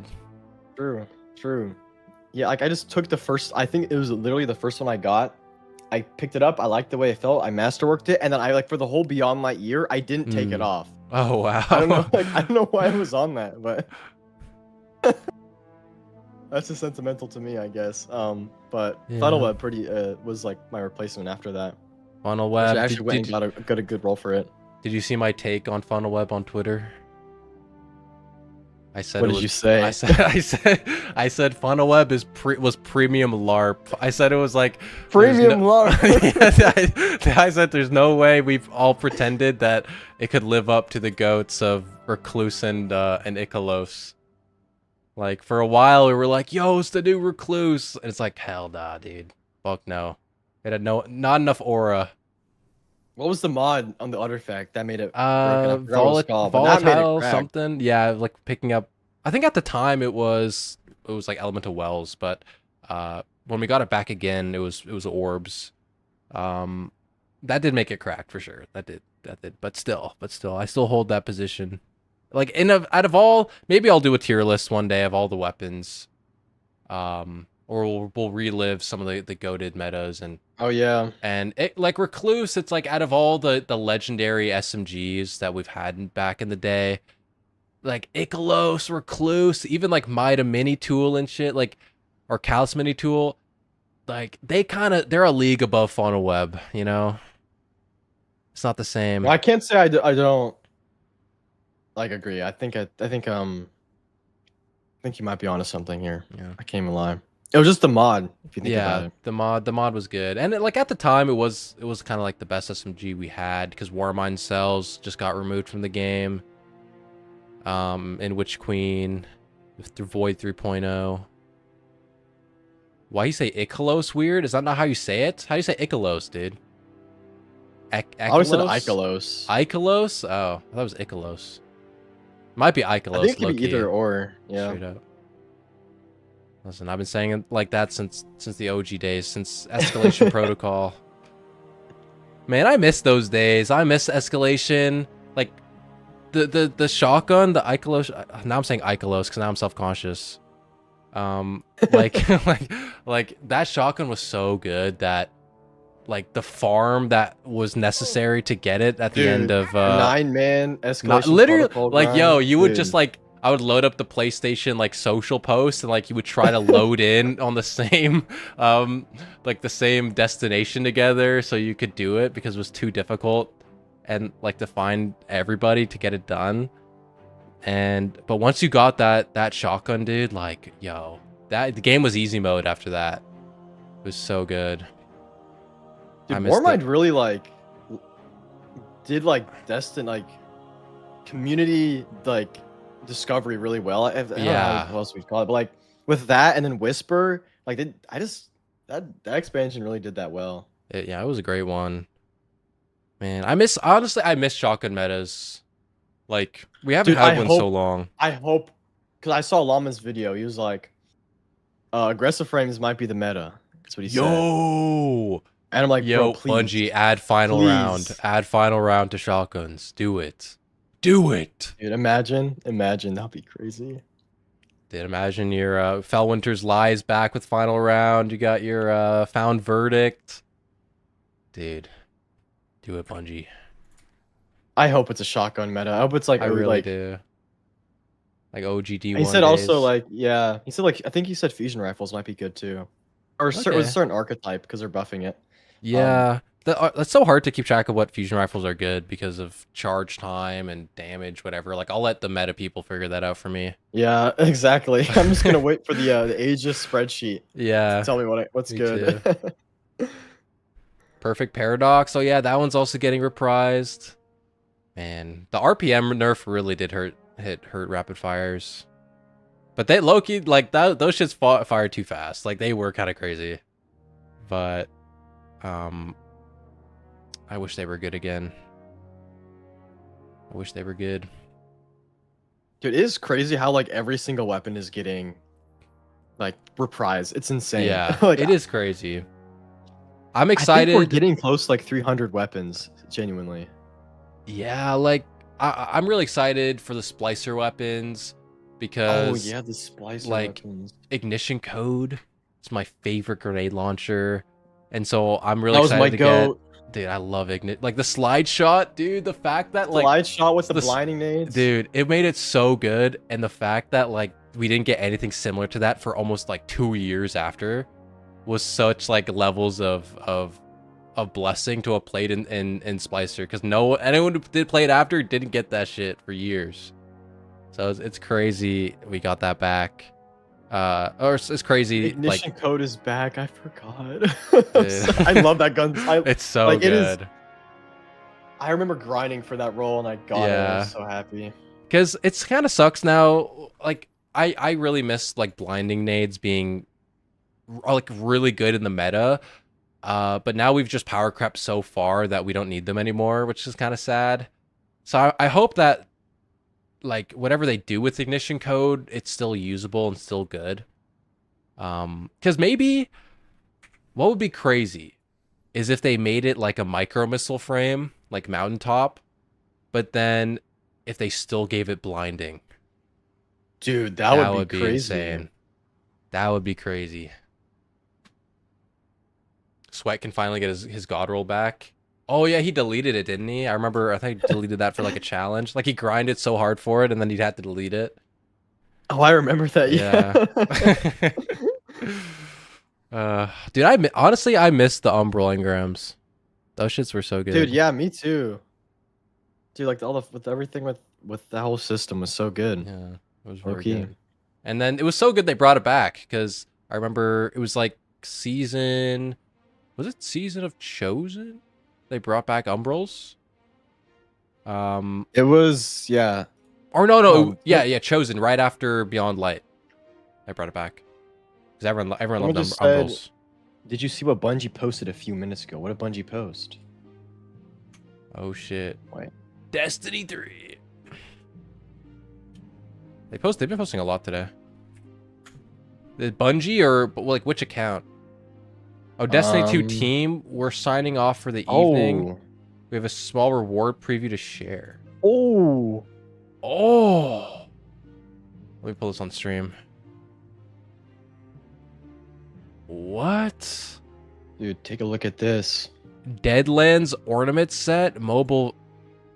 Oh my god, that is sexy. Oh, that's the one. That's the Sparrow that had the lore tab about the King of Chicago. I wonder if we'll still have it. These other two might have. They might lore tabs too. Then. Evergreen shader. What the hell?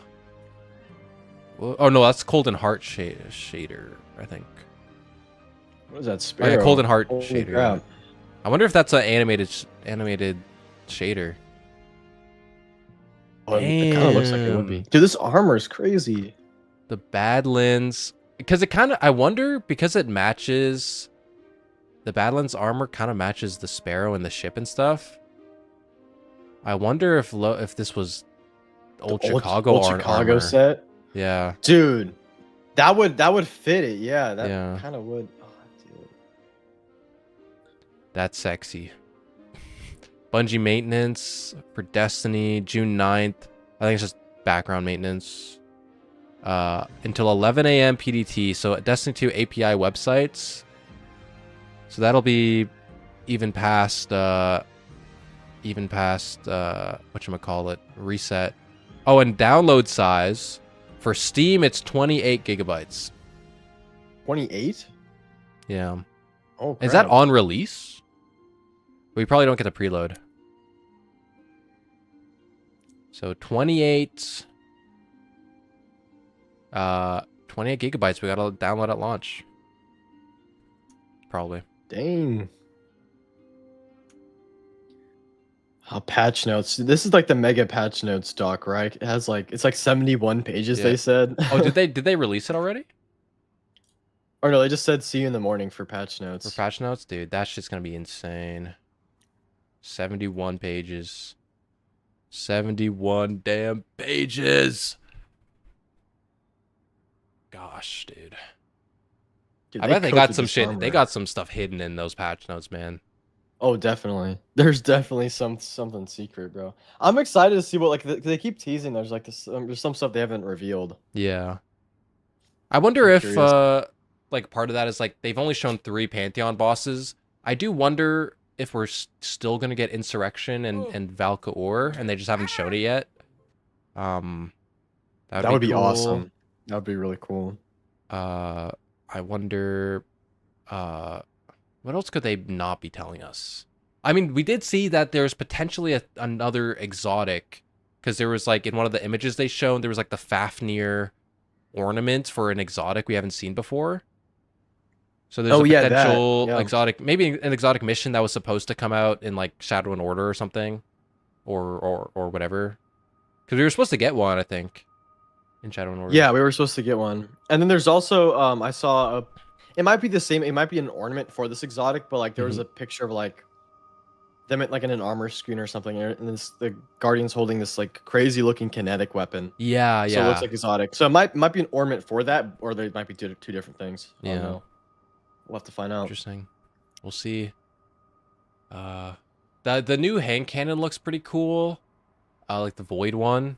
Oh yeah, It's, like, finally we're getting a void hipfire. one. It looks like basically because the way it looks like it's shooting, it looks like it shoots like a last word, but in the energy slot.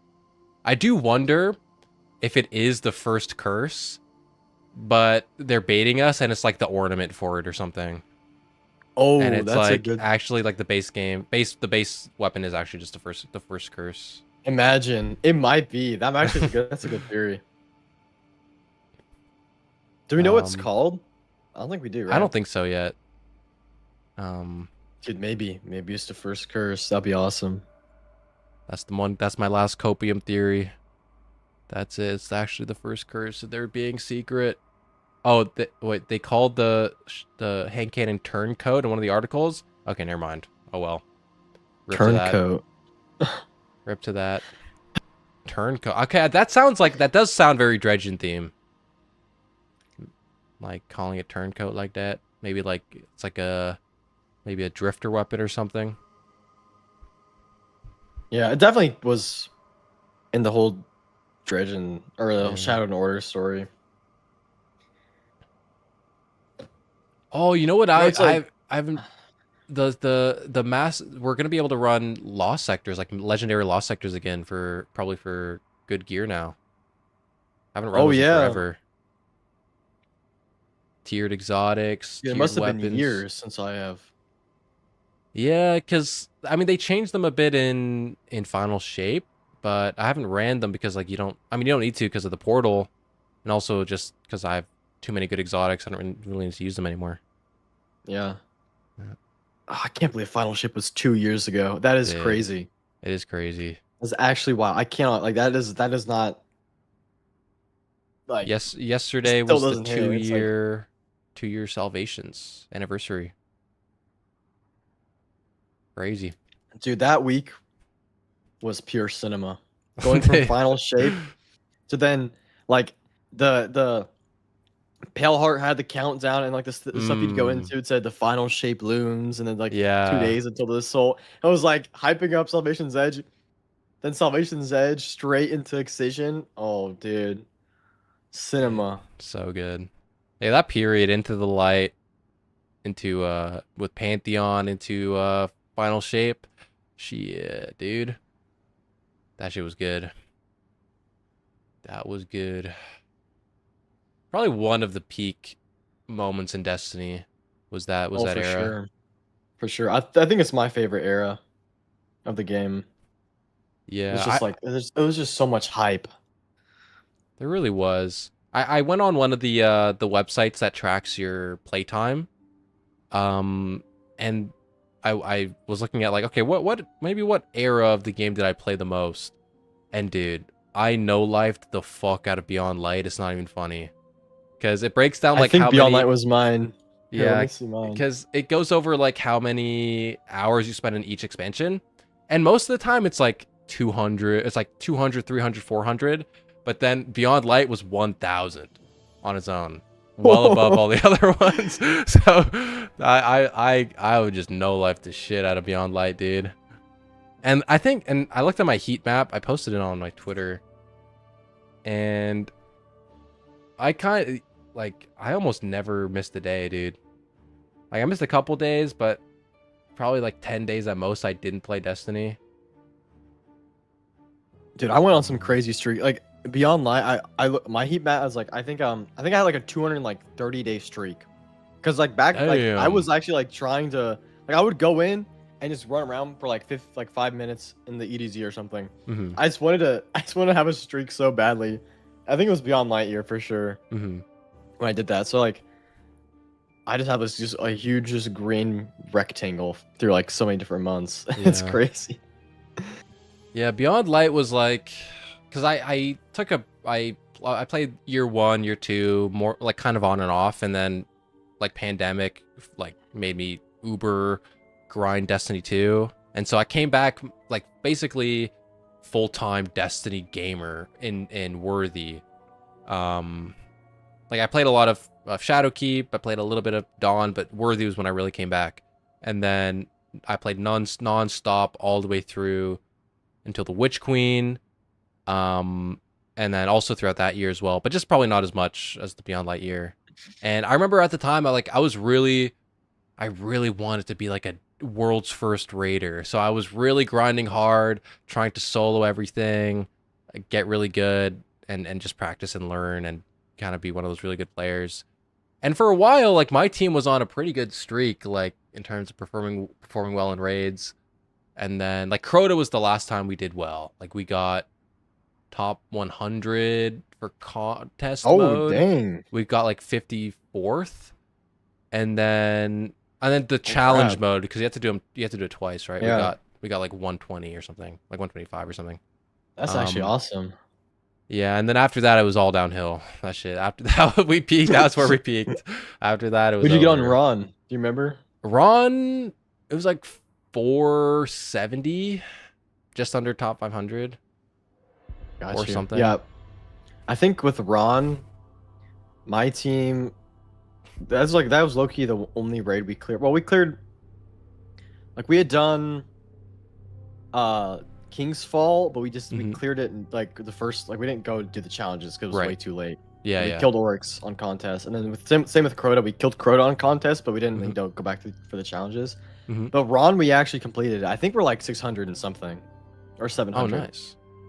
Yeah, like, or actually, it's something like that. It's early. It was early on. Yeah, Rooted Nightmares was so weird. Obviously, like the raid race was in like 2 hours or something, but we got through. Oh, dude, we were almost like had such a good lead because we got through the first encounter on like our second or third try, and then second encounter we almost second tried it. We got to the final floor, and we just wiped at the very end, and then we had just an unlucky streak, so we got stuck on that for like 30 minutes longer. Oh, dang. So like we were almost fucking going, dude. We were so close to just having such a good lead, and then it's kind of weird, like we kind of burned ourselves out on the first two encounters. We were going overdrive, and then we hit planets, and then our brains just wiped, and so we were struggling on that for maybe like 2 hours, and then Nezarec wasn't that bad. Nezarec, we realized we could brute force it, so we were like, let's just do that. Let's not worry about the white mechanic and shielding ourselves. So we could have cleared faster if we did the like we got the protection or whatever. So because sometimes it would be like a buzzer beater, like right before he wipes us, we completed, and other times we were just not fast enough and it would wipe us. So like we definitely could have cleared faster if we just did the mechanics. Yeah, but Rooted Nightmares has grown on me a little bit. Like before, like it wasn't a good contest experience, but it's just a fun raid, just in general. Just a fun, easy, chill raid. It is fun. That's my next solo. I got my thing. Let's see. Destiny 2 Year 1, 306 hours. Forsaken, 289. Shadowkeep, 371. Beyond Light, 856. Holy shit. Witch Queen, 681. Lightfall, 502. Final Shave, 532. And then Year of Prophecy, 360. I'm trying to find. Do you mind DMing me the website so I can look at I got you. Pull mine up. See what it looks like.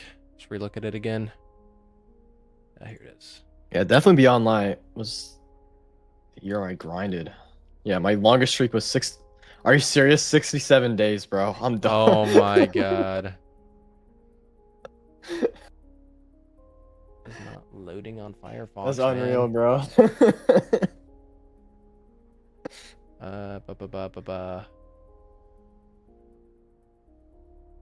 An error occurred connecting to the website. It does not let me load in. What the freak, man?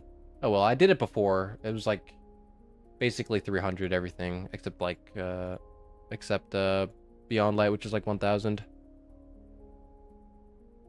Oh well, look at it another time. Also, one thing that's funny from my the day one Crota experience is that I had like like we had like a really good damage phase on whatever the first boss is, whatever her name is, Iryu, yeah. And because we like people ended up managing to damage phase like one phaser later, but we got to like a quarter of her health in one phase, and one of my clanmates clipped it, and I guess that clip blew up on Twitch or whatever, because it got like a couple thousand views on it. And so Lucky 10p would do like world's first like popular clip reaction videos. And so like he one of my clips ended up in his video. This was like a long time ago. And like he just made fun of me because of my my bit rate. Like the resolution looked like shit. So he was like, wouldn't be a world's first race if it wasn't for a bad resolution. And I'm like, damn, bro. Okay. Oh my god. My bad. That's funny. Yeah. And then all these years later, he's all these years to your later. videos. True. Oh, how far we've come. Yeah. Those were the days, man. Those were the days. I remember calling in sick from work that day too, for the Crota Zen raid. Oh, I'm sick. Oh yeah. It hit me the other day. I was in the shower. I'm like, dude, I'm not gonna skip because like I'm taking classes in college. Sorry, Danger. So like I'm still like, but I already saw classes to play Destiny. I was like, I'm not gonna be able to like that will never happen again. Me skipping out on class to go play Destiny. I did that too many times. In high school, all the time. Every release in high school had to skip. Oh wait, really? Yeah, I would always do it. Even like some it was like cutting close. Like I think for Witch Queen, I think I low-key skipped my exam to go play Witch Queen. No way. Because it actually worked out for me because the next day it iced. So like school was canceled. So dude, I was like, dude, this peak. So I don't even know if I ever took that exam. I'm being so for real. Yeah, for me, like when I was mostly grinding the shit out of Destiny, it was when I started university, so I had a lot more time to like skip. Like Witch Queen came out in my first year of university, so I was able to skip classes because no one really gives a shit about attendance for the most part. And I skipped too many times. Like Loki, it was bad. I shouldn't have skipped as many times as I did, but yeah. Like not even to be like, oh, and there's a new Destiny release, but being like, I just want to play Destiny today, bro. I just not going to class. Like it was bad, but we got through it. Oh man, those were the days. I remember when New World came out. Dude, I no life the fuck out of New World when that came out. I remember being in my dorm room, just like it came out and just playing all day and just looking at the time being like, holy shit, dude, like 12 hours have passed. I didn't even know. Like didn't even notice time was going by. Just like, holy shit. I don't think I ever played New World. It's ended, right? It's over, yeah. Oh dang, bro. I think servers aren't down yet, but I think next year they're going to be it's going to be taken offline. Which is that's unfortunate. Yeah. Like New World was such an interesting game because it was really fun. There was just like just minor problems with it that I don't know about minor. There were kind of major problems, but like there was like no real end game. It was really like insanely grindy. It kind of had the same problems that Destiny 2 vanilla had, where the main grind was like public events, and there wasn't really that much of an end game. And so people were like, okay, it's a fun game, but like once you get to the end, it's kind of over. And so it struggled to retain players after the initial grind, but it did do a lot over the years to get a lot better and like make the experience better. There was a lot of raid. Like I don't know if they ever did a full raid, but there were like dungeons that were pretty cool. And to me, what always like pushed me away from New World was like the combat felt a little clunky. Like the transition between animations of your attacks felt too slow. But other than that, it was a good game, and so it's kind of sucks that Amazon was like, yeah, we're kind of done with games, so too bad. And That's New crazy. World's dead. They have the whole division. It's like, bro, Yeah. what have they even made? They made Crucible. Do you remember Crucible? That I don't was think I've ever heard of that was like a hero. It was low key the first Concord. That was like the OG Concord. Like it was a hero shooter MOBA, and that shit died. Yeah, that shit. I remember playing it, but yeah, that thing automatically died, and that Dang. was over. I don't know what else they made. They made another game that didn't do well. It was just like a, I don't know. I feel like they just didn't have a direction in terms of what they wanted to do.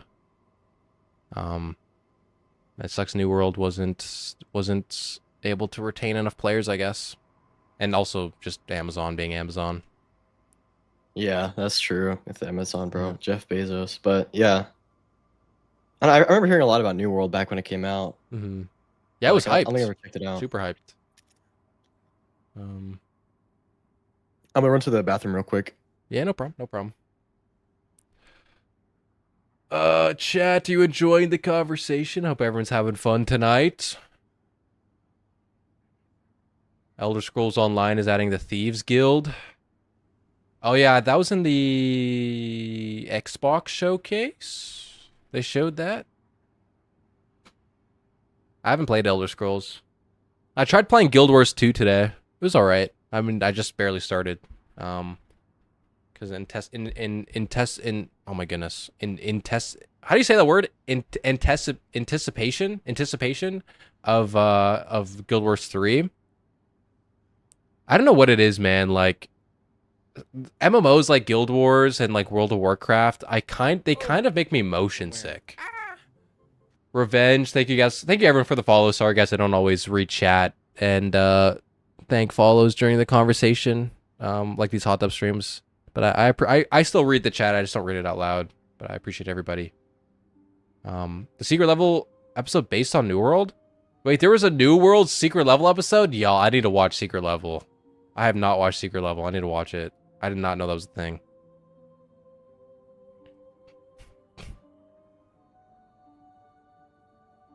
Love all the breakdown videos. Thank you, man. I appreciate you. We'll have many more. This convo is the perfect background for playing Valheim. Dude, I love Valheim.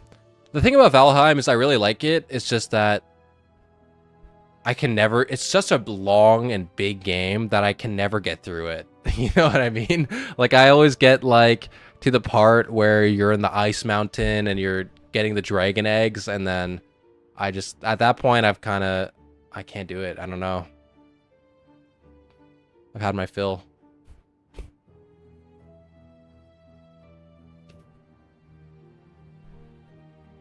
That's BG3 for me.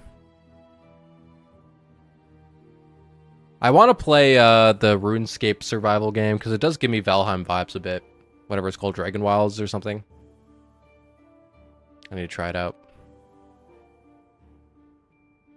Wow, wow, wow, wow. Just watch Peter Jessup's video.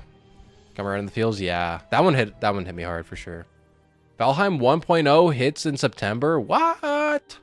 Wait, actually? Oh, I finally hit mountains tonight for the 6th time. Yeah. I didn't know it 1.0 dropped in September. Okay, I'll have to go back and replay it. The fuck? I love Valheim. Drexy, thank you for the follow. What is your most monumental Destiny moments? Like, what do you mean? Like, just like my favorite? My favorite? I don't know about monumental, but I mean, Solo Witness was cool. Getting top 100 Crota was pretty cool.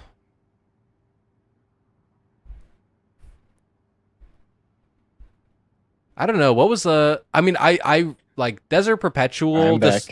Oh, hello. Someone in my chat asked, what is my most monumental Destiny moment? The peak Destiny moment for me. I don't know. I have a lot of like really good Destiny. Like obviously all the contest mode raids are like a blast. To me, Solo Witness was pretty hype when I did that yesterday. What else? I thought, like, honestly, I don't know if this counts, but like the Witch Queen campaign was peak as shit. Like, I loved Witch Queen. That got me so excited about whatever Bungie was cooking up for Lightfall in the final shape. I loved Witch Queen. Honestly, one of the most hype moments ever for me was Desert Perpetual killing the harpy not the harpy, the hobgoblin, because we were on that boss for like 9 hours and it was kicking our ass, and we were just thunderlording the shit out of it, and we finally got the kill, and it was so hype. Like, it was like I've never been that hyped for killing a boss before. And so that was a great kill. And it's honestly like that feeling where you whether it be contest mode or solo challenges, or just doing like, or maybe it's your first time doing a raid or a dungeon, or just doing something that you're really struggling with in the game, and then you finally beat it. You get that like dopamine rush. It's like that's like the best feeling in Destiny. And it's like, to me, like when I did Solo Witness yesterday, it's like it felt amazing, but I also had this lingering feeling of like that bitter sweet feeling where I'm like, damn, like there's not going to be another moment like this, or like there will be, like, I want to do Solo Root of Nightmares and stuff, and so like there will be more moments like that, but it's limited. There's only so many more, and yeah, it's finite. Yeah, and so it's just kind of like, and there's been no other game ever that has made me feel that way. Like, not even wait, what was I gonna say? Not even something? I don't remember.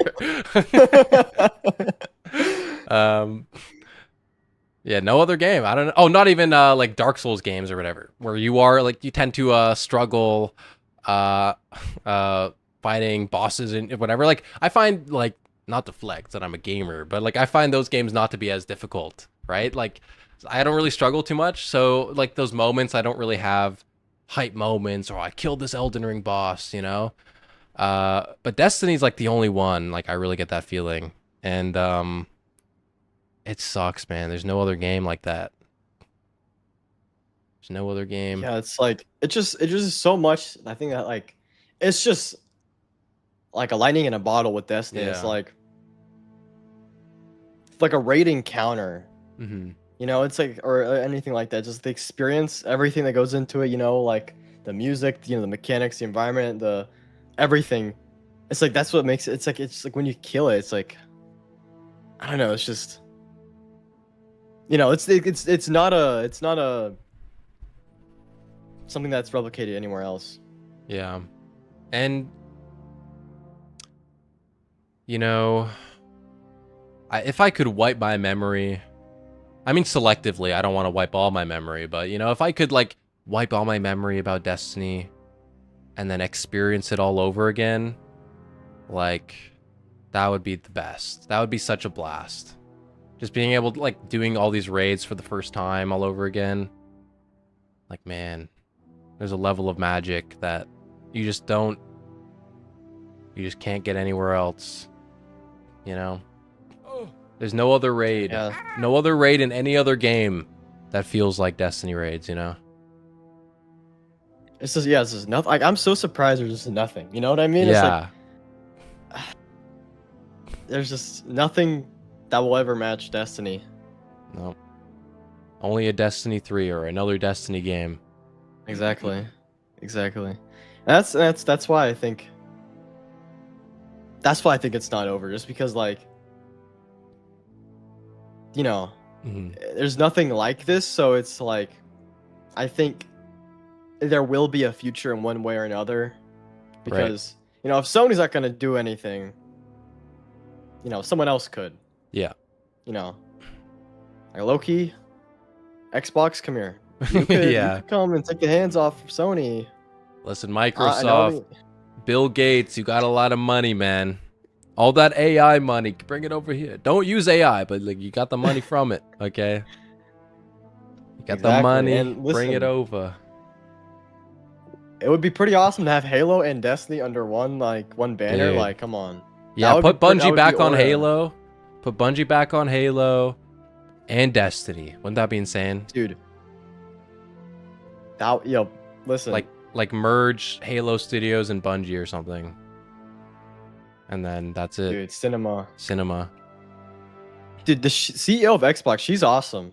Okay, Yeah, she's Asha, she's pretty cool. Asha is awesome. And listen, they definitely saw the, I don't know if you saw, but like on the Twitch chat, Mhm. on the Xbox showcase, like I was low-key sleeping, so I didn't Yeah. see it live, but I saw on Twitter someone posted like they, there's people are spamming We Want Destiny in there, and then Yeah. someone was like, why are people doing this? You guys gotta ban them. And then the Twitch mod was like, no, we love the passion and the enthusiasm. We love it and we won't do that. And so it's like, dude, Xbox knows what's up. They know what's up.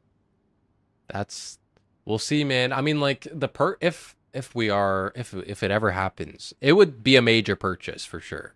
Cause like, I don't know, maybe Sony would take them would sell for the same price they bought. Like maybe, they would still take a bit of a loss because of all the extra costs that have been put into Bungie since then. But I feel like if you adjust it for inflation, it would still be a pretty major deal of like maybe 5 billion or something. Well, if they ever the wanted thing is, to they buy. low-key just got a discount on Bungie though, because they just devalued it. They by, did devalue, yes. billion. But So the question is like, would Sony be willing to take the loss though? Like, that's true. Yeah. would it be up for sale? Kind of is the question, I think. And I wonder like how, if there would be a deal, like how it would work. Would Bungie, like would they just take the IP? Would they take Bungie with them? Would Bungie leave behind like Marathon? Or would they take it with? Like, I don't know if Sony would want to get rid of, would be willing to part ways with Marathon, since it is like one of their first party titles, their live services. So it would be I don't know. It would be a very complicated deal if there ever is one. Yeah, that's for sure. Because I don't know if it's just Destiny or with Bungie. Maybe it's like the devs who are working on on Destiny, Right. and then Destiny has IP go. So Yeah, they just I take don't know, the but I think Destiny something will team. happen. Yeah, Like, something. I don't know if got they'll, to. like, who knows if someone will put an offer out there for Bungie or for Destiny. Or, if Sony wakes up and decides to bring it back. But I do agree. I do think that Destiny isn't over. It's just the question is, for how long are we going to have to wait, I think. Yeah, that's gonna be the part that sucks. Yeah.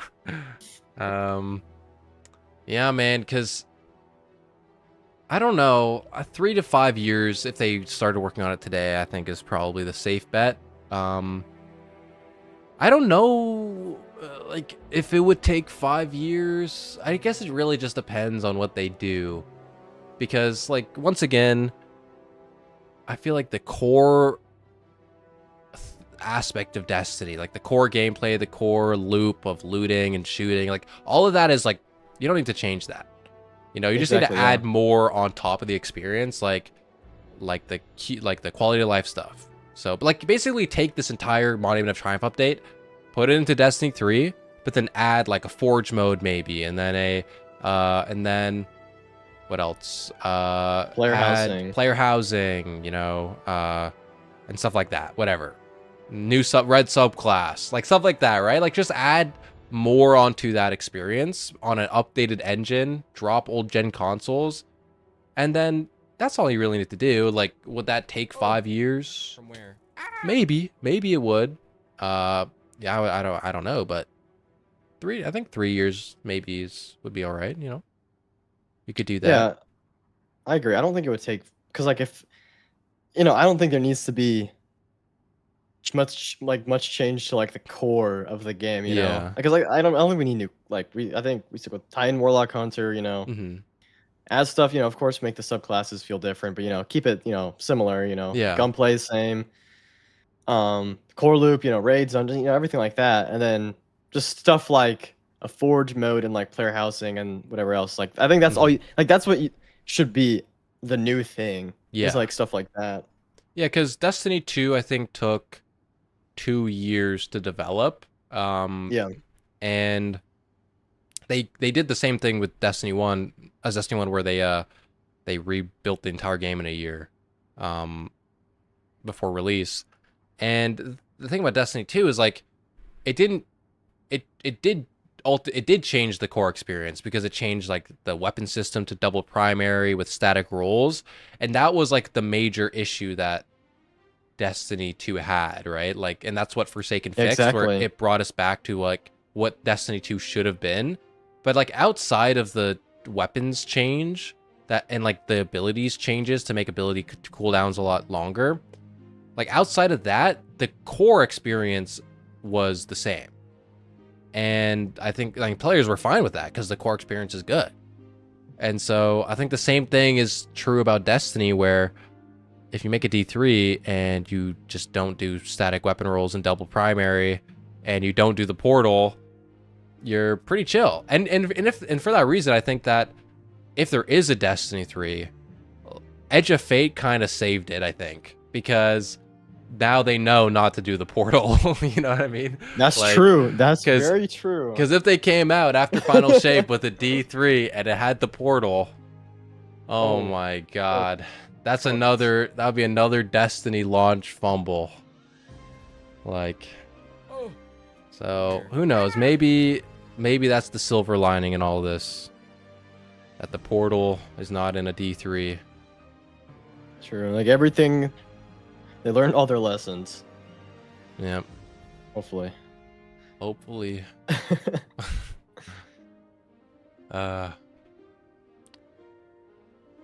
Man, I'm not ready to go to sleep yet, man. Dude, I know.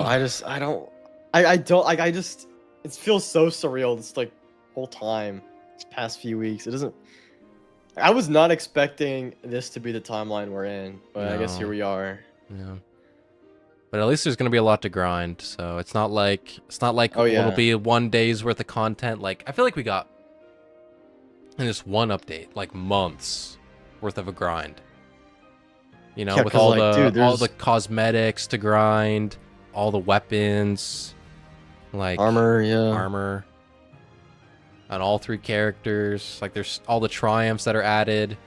There's like 200 triumphs. 200 triumphs. I think they said. Crazy. Yeah. There's like so much to grind for. So, you know, at least like we'll go out with a bang. You know. Oh, yeah, it's gonna go out really great. Just because like I think it's gonna be pushing like 300 weapons. I feel like because I feel like I keep seeing new like this is back. The Cartesian coordinates apparently gonna be in there and like palindrome this. So I was like, okay, this is weapons keep getting added to this big list of reprised weapons and stuff. It's like, dude, how big is this about to be? Man, like it's got to be almost 300 or something like that. Yeah, crazy. Yeah. Yep. So we all gotta keep grinding. Everyone better get 100% on the Eververse store. You can do it. They're letting you 100% the Eververse store, man. That's true. That's true. So, the bright end. Like, listen, that's crazy. 100%ing that. That's when you know. That's when you beat the game. 100% Eververse store. Like, eventually, you could 100% transmog. You could eventually get all those done. Every armor set transmogged. That would be a big grind, but. Oh, I guess they'll make that like infinite. Yeah, because you can get it. You can buy them like a limited amount per season with chronologs, and then you could also do the quests. So I think they said that the transmog quest will just be weekly. Okay. And then I don't know about the chronologs. I would imagine it's the same thing. So everything that's like limited per season, I think, is turning weekly. Okay, yeah, that's okay. Then yeah, you can 100% your transmog. I finally gotta hit Guardian rank 11. I haven't hit rank 11 since Lightfall because it just didn't mean anything. I did it once. I'm like, okay. Yeah, I think You what am I? know? I am 7 right now. Yeah. Yeah, I'm guarding rank 9, so. I'll deal with this. Or no, I'm guarding rank another 9 time. from the previous season. So it carries over, right? It shows your previous one. So right now Oh, I'm yeah. I'm rank 6. Like Yeah. Oh yeah. technically. Yeah. I was 9 last season, and yeah, I'm 7 right now. I guess. Well, it's something else to do now. Yeah. Get More to stuff 11. to do. Get to 11. Man, I have so many titles I need to do too. Oh, So much same. stuff. I've so much. I have so many triumphs. They're like halfway done. I just have to go back and finish them. Yep. I don't have this done. Oh my goodness. Dude, I'm just looking at these and it's like 8 out of 11. I'm like, what am I missing here? Oh, Destiny. Oh, Destiny. What a game you have been. You know, I keep a lot of people have been asking me because they really like the hot tub chats if to just upload them on YouTube.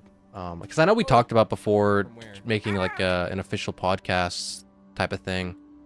And I wonder like if maybe we could, whenever we do these, just like put that shit on YouTube, just put it up there. Whether it be on my channel, your channel, whatever. Do the collab feature. Oh yeah. Yeah, we could do something like that for sure. Yeah. Cause I'm down, like Maybe have it on like its own channel if we do it like yeah, and then as kind of something like that's like I don't know, not just Destiny. I don't know. yeah, I guess yeah, cause I guess it will eventually have to become more than Destiny. Yeah, a lot of people are saying in my chat they'd like it on YouTube. Gotcha. Yeah, cause yeah, it would have to be more than Destiny eventually. But it could also just be like talk about whatever. That's true. Yeah, that's very true. Looking for long form content in the background. Yeah, because what would we call it? Because we were talking about the names, hot, but I don't know.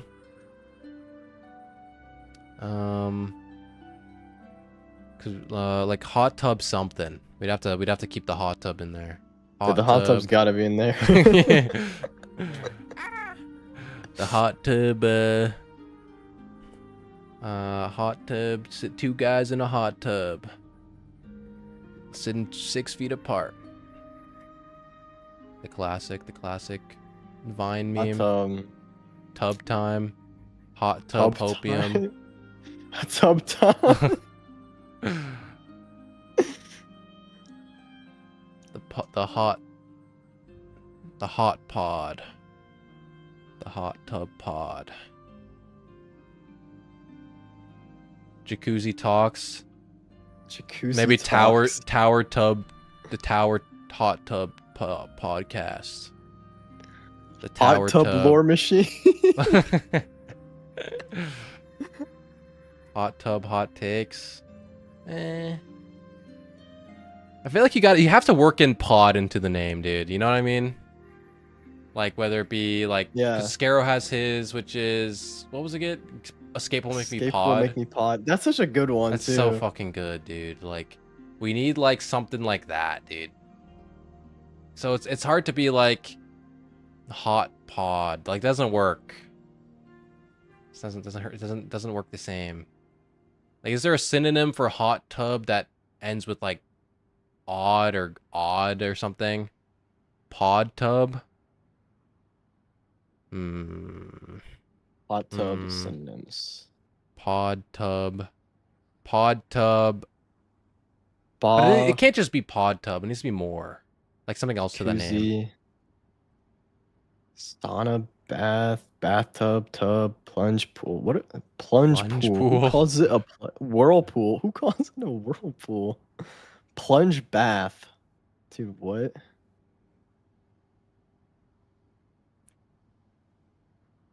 toilet. How is toilet?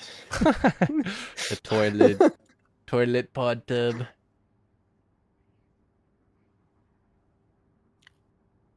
Kiddie pool pod. Kiddie, no, I can't call it that. Not the kiddie pool. Not the kiddie. You can't call it that, dude.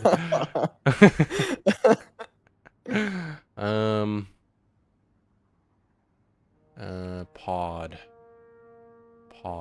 Pond.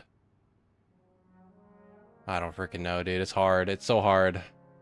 It's a hard one to make a name for. Hot tub, yeah.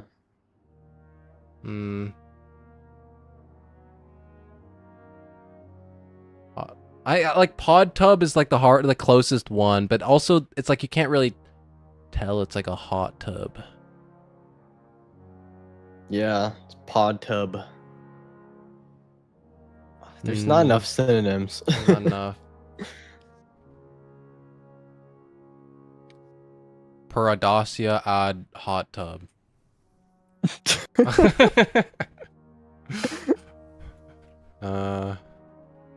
Oh, what if it's okay? I guess okay. I was gonna say Destiny Tub instead of Destiny 2, but then that kind of like, you can't keep it Destiny themed forever. Destiny Tub.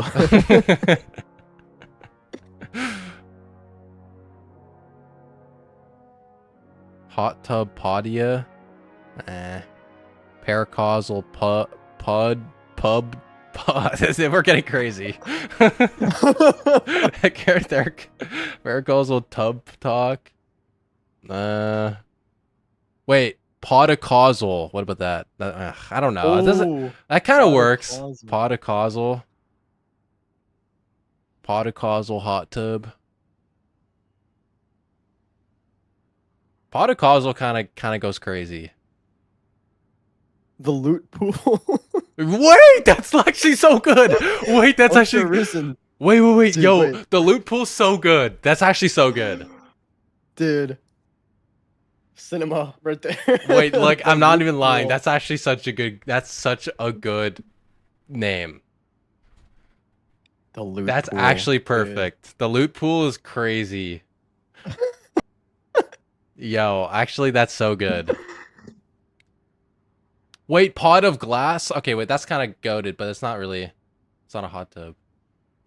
But the loot pool is so good. That's actually the perfect name. The loot pool kind of like is the one. It feels That's like the so one. good. That's actually the one. That one is so good. Who said that in your chat? That was Mod Ultra them. Risen. Mod Ultra Risen Yeah. right now. Ultra Risen. Risen. That was so good. that was. I'll great. mod That was a Ultra Risen in great my pool. chat right now. Okay, you know what? I'll do it too. Ultra Risen.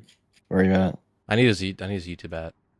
Let me look him up again. I just watched. I watched there you his. go. I watched his rewrite the other day.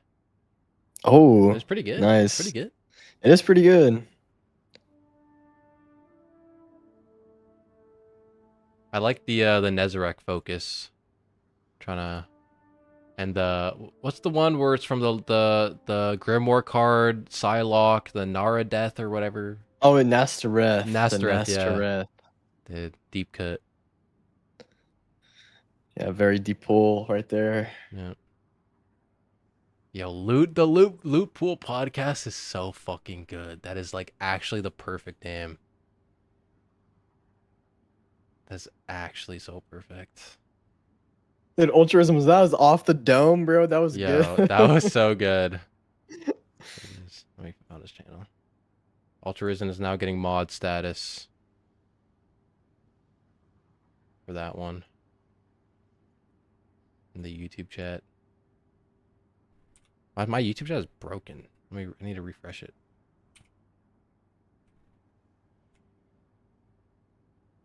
I can't go into Donkey's stream at the moment because I'm not at my PC, but I say hello. That's from Ultra. Got you, got Ultra you. Risen. Thank you. What the fuck is happening with my YouTube stream? Oh yeah, and my tab crashed. That's why. I'm like, why is my YouTube chat so weird?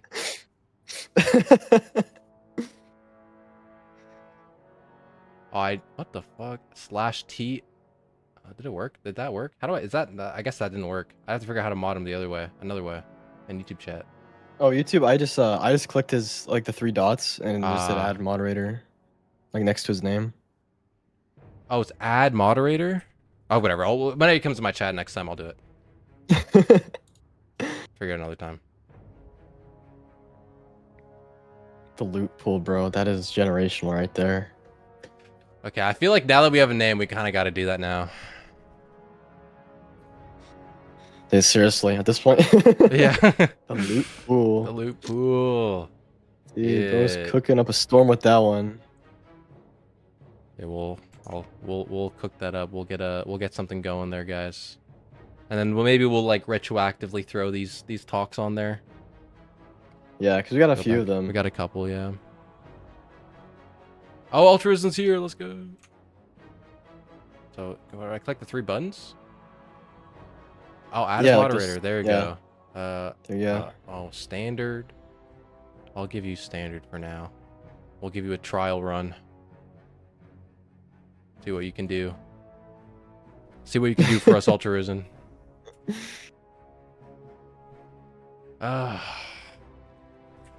Whoops. Oh.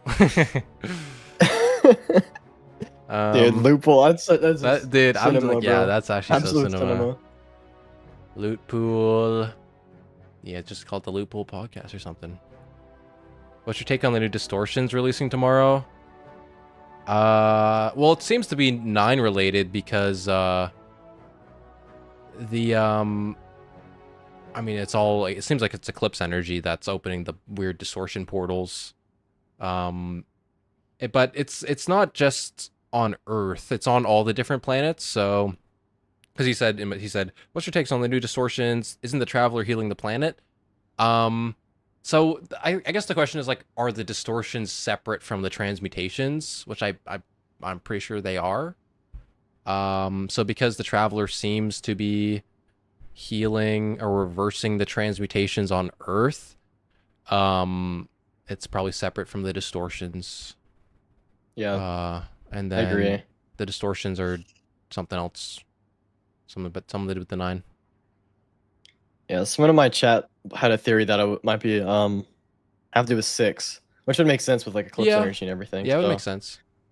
Could be 6 scheming or doing something. Yeah, something 6 crazy. or one of the outer 9, maybe Jupiter or something. One of them.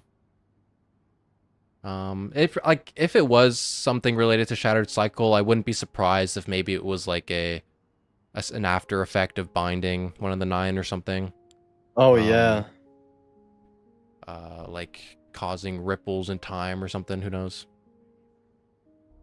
Because of the red energy in the screenshot, it's a weird setup considering the game is done.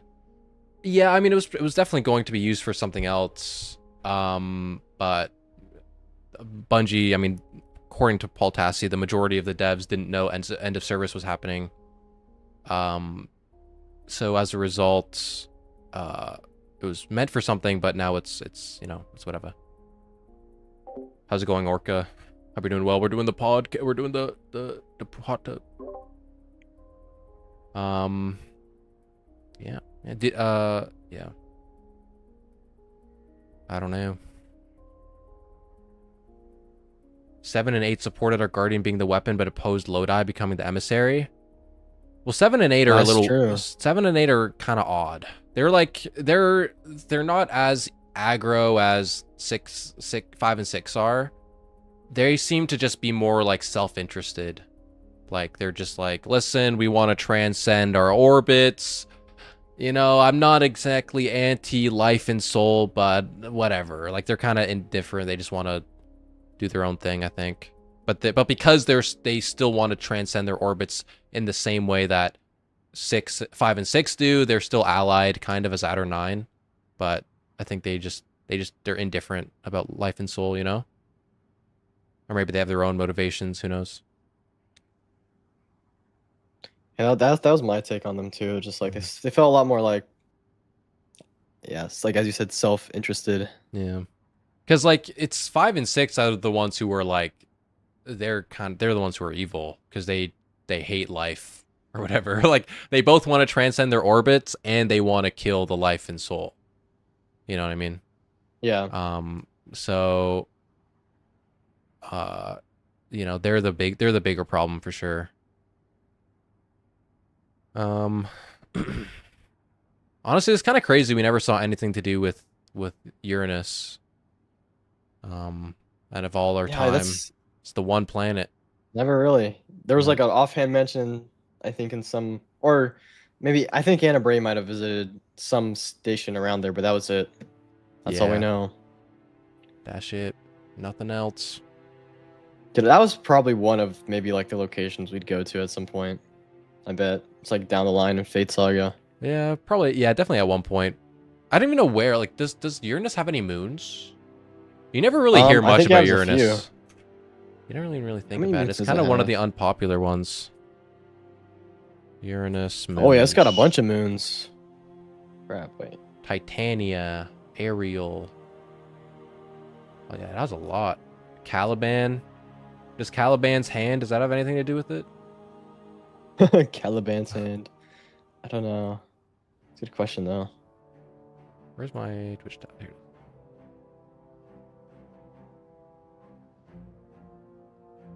Awoken and Soken as a pod name. That one is crazy. Celestation from the web lore. All Uranian moons are named after Shakespeare characters. Oh, really? I didn't know that. Uranus is definitely not Really? unpopular. Oh yeah, Ophelia. Oh my! I get it. I get it.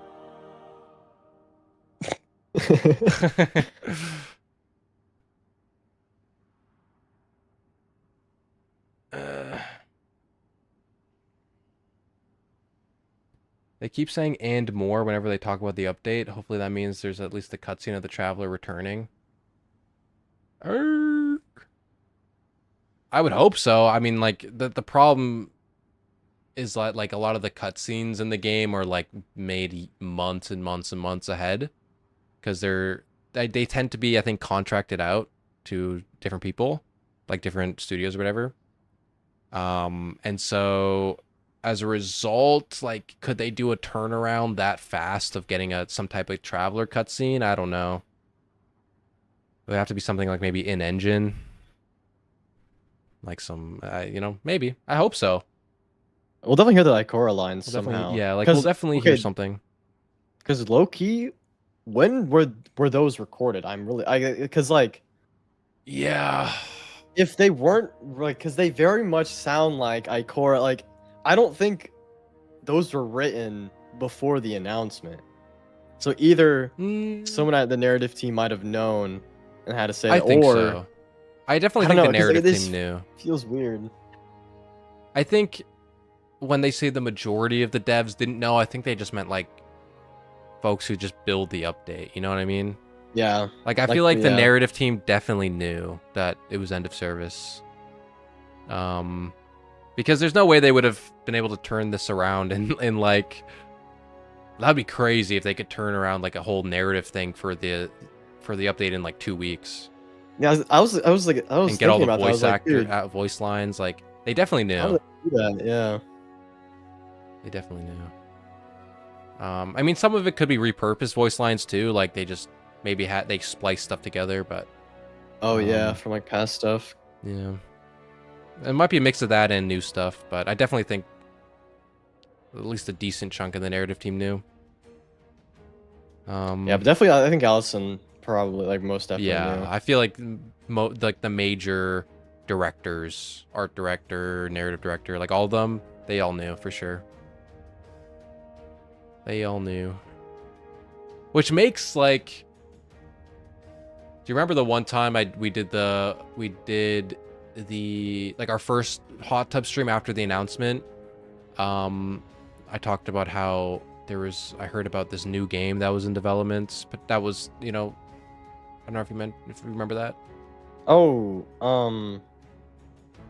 was it from the guy who in your chat who talked to Allison? Yeah, who talked to Allison, yeah. So that happened like a week before the announcement. And so it makes me wonder, like, if Allison knew. Wait, what exactly did she say to him? I actually don't remember. So it was like a conference that they were at, and because it was like she's an alumni from their university, and she was one of the speakers, and there was talk about a new game, but that was it.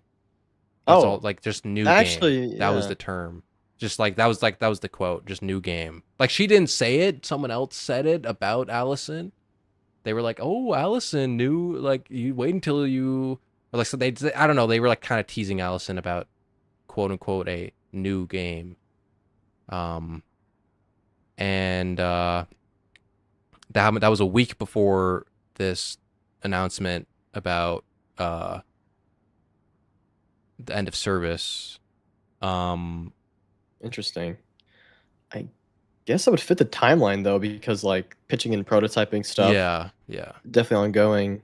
Yeah, because that's like, it's weird because it's like if it's if she knew, I guess like there's nothing about, like, if she knew that it was end of service, it wouldn't be, and there still wouldn't be anything against her working on a new incubation project, you know? Yeah, because I think 100% they were prototyping something. Like, I think I think it went as far as back as September, because like the whole Dan Miller stuff. I don't know if Twizzy Beats, thank you for like, the just 10 for context gift for sub. everyone. I did see the bid, yeah. Back in September, so Dan Miller was an old Bungie veteran who worked on Halo. Yes. He was involved by, like, the whole rumor about Luke Smith. It was not about Luke Smith. It was Dan Miller.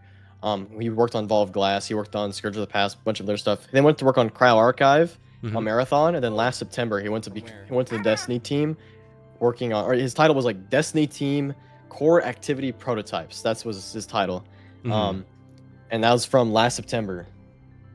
So definitely, yeah. I definitely think that they're, and Bungie themselves say that they're working on new incubation projects. They said that in their announcement. So I definitely think, and based on the reporting from Paul Tassi, like, there is like incubation, there are pitching ideas, like pitching phase projects, that some of them are within the Destiny universe. It's just that nothing has been greenlit yet. Yeah, that's the issue. That's what it seems like. So, like, it sounds like, honestly, they might have been pitching stuff as far back as last September, let's just say, and they kept pitching and stuff, but they kept getting denied. Yeah. So then maybe that's what made them okay, let's just shut off. Let's stop production on D2 so then we can get something greenlit, because it's the money issue. The money is a limiting factor with Sony. Yeah. So, and maybe it's also a thing like Sony doesn't want Bungie developing more than 2 games at once or something.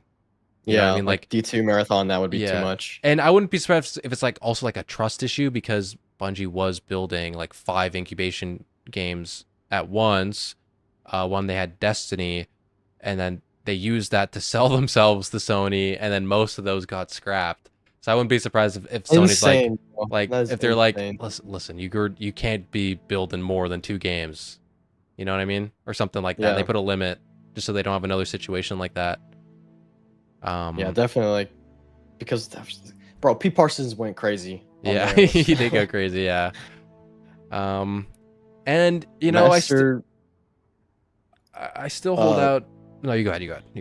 I was that's what I lost my train of thought. You go ahead. Sorry. I was gonna say, you know, I still hold out hope because of the MTashed clip where he said that whenever he had the conversation with a D3 at Bungie, they always said they had to end development on D2 to make it happen. So, that's true. Yeah. That's the one hope. That's the one, like, major hope, I think, that, like, okay, if there is a D3 and D2 is now done service, it's more likely for it to start being in development than before.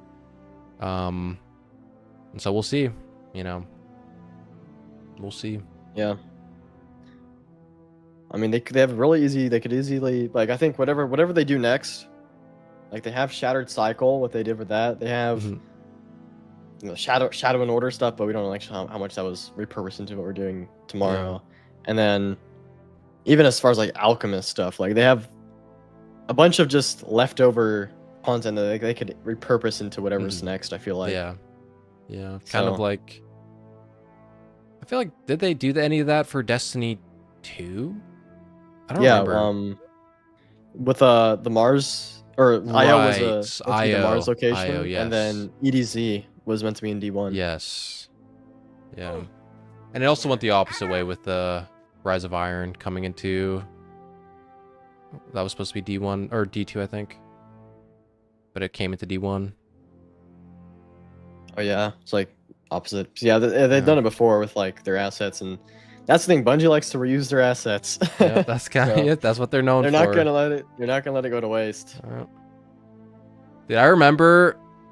It's so silly to look back and be like kind of frustrated about these things at the time, but during Season of Haunted, when Solstice came out and the Something New hand cannon was released, and it was like the same like Better Devils hand cannon model that existed for like 8 other guns, and it's called Something New, and I'm being like so pissed off on that name because it's like, bro, it's this like rage bait. It straight up is rage bait. Like come on, guys. Something new. But Better Devils is coming back. That's gonna be reprised. Oh yeah, it is. That's exciting. Oh man, every gun you loved is coming back.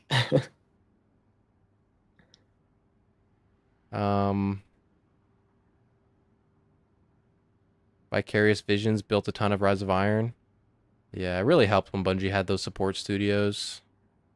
Dude, I don't understand why Sony doesn't like never had their equivalents of Vicarious Visions like try to help out. I don't like because those exist. Those like studios, like PlayStation studios, like I don't know, like I feel like we could have we would have had like a different. I mean, who knows? But like, it would have turned out a little bit differently if we had. Like, imagine instead of Firewalk making Concord, they were like they were like studio. helping Destiny. Yeah. Like there you go. Like that exists. I mean, what are they even working on now? They don't exist Do they anymore. still exist? No. Oh, they're gone. Yeah, they're gone. Yeah, after Concord, they disbanded. Oh. They got shut down. Unfortunately. Yeah, that was. I mean, they got for the developers, man. Yeah, I mean, yeah, that was pretty bad because they got bought because of Concord. Really? Yeah, that was the reason Sony bought them, because they were on their live service craze. I think a couple $100 million. And then Concord itself. Let me look it up. How much was Firewalk bought for? Or sold for, whatever. Never disclosed publicly. But suppose by Concord, the game was built for like 200 million. Cost 200 million to make Concord. So they were probably pretty in the hole. They didn't make any of that money back. So they just said, "Boop, you're done." Dude, that's wild. That's wild. Yeah. I didn't know these got shut down after Concord. Yeah. That's unfortunate. Dude, Sony, you gotta lock in. Like they are. From where? To like, I don't like they just keep making bad decision after bad decision after bad decision, bro. Like, what are we doing?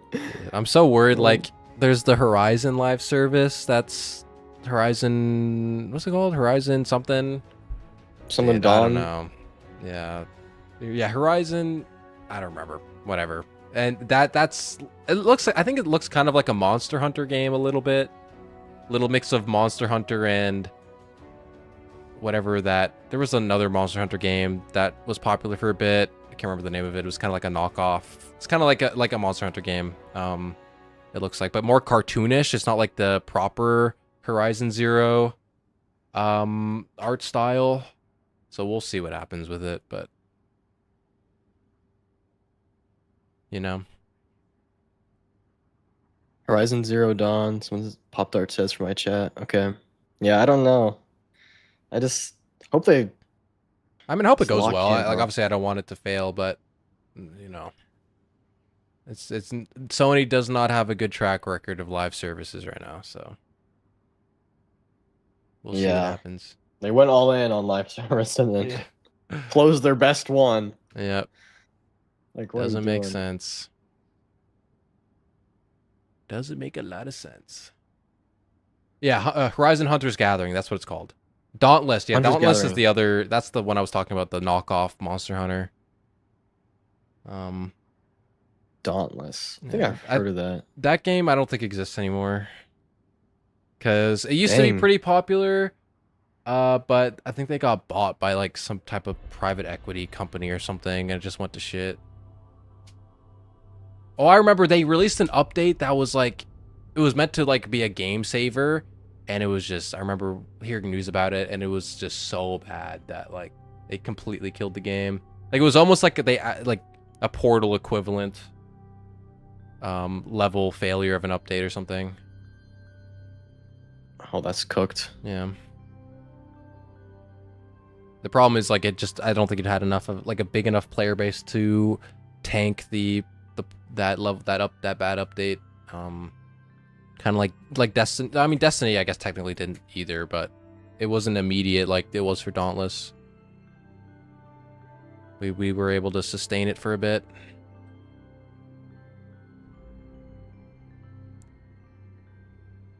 Oh man.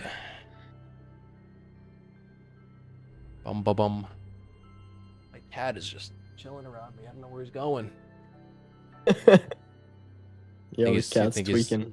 Yeah, I think he only, like, my cat likes to sleep with me at night, so I think he's trying to get me to go to bed. Trying to say, go to sleep, human. What the heck? It's too late. Yeah, my cat tweaks out, dude. My cats are tweakers. Yeah, they tend to be funny. Yeah, I only have one of my cats kind of crazy. He tends to be Mikey's his name. He likes to scream. But he's funny. He's a funny little cat. Or little, he's a big cat. He's a little fat, but what can you do? He's always been chunky. It's kind of like genetics thing, I think. Damn, genetics thing. They had, like, we found him in like a McDonald's parking lot, and he even as a kitten he was still pretty chunky.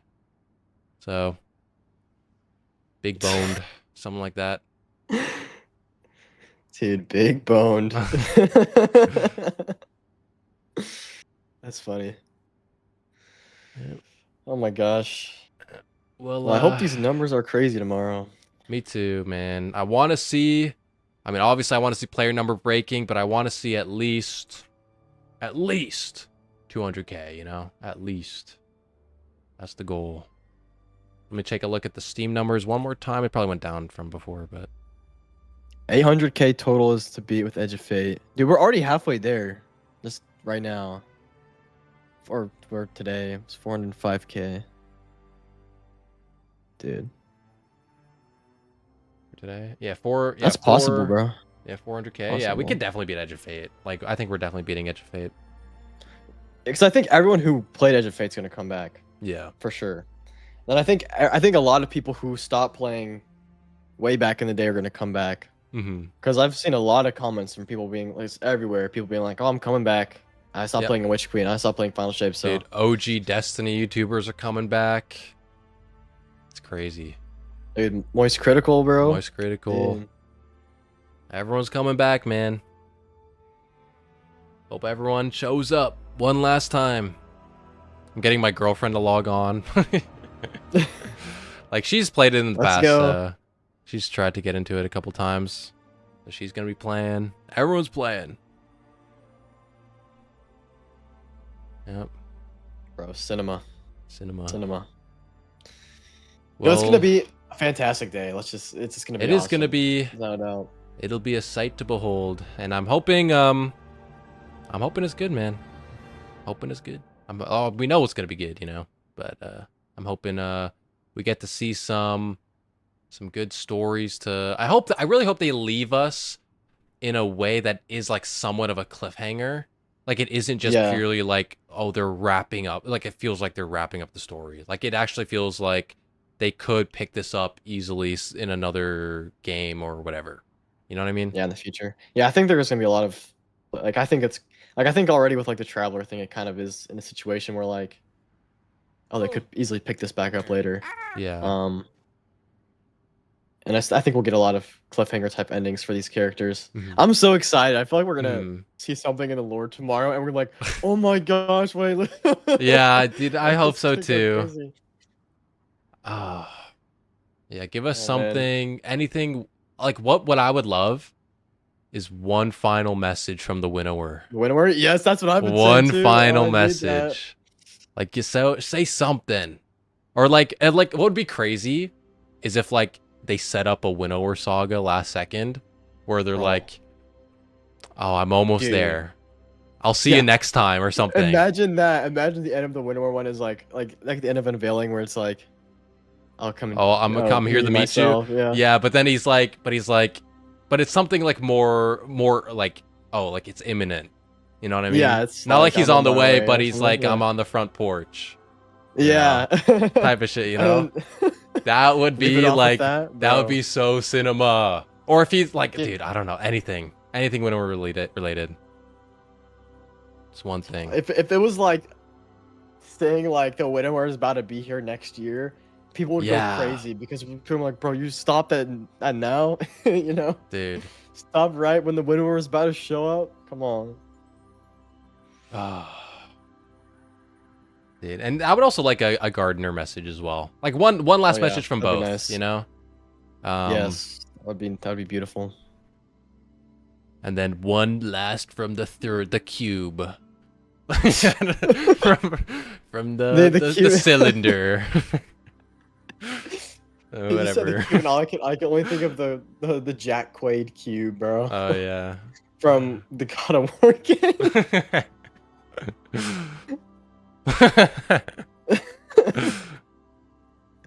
A freaking cube, bro. I'm done. Yeah, that'd be nice. Lord of Every Nothing.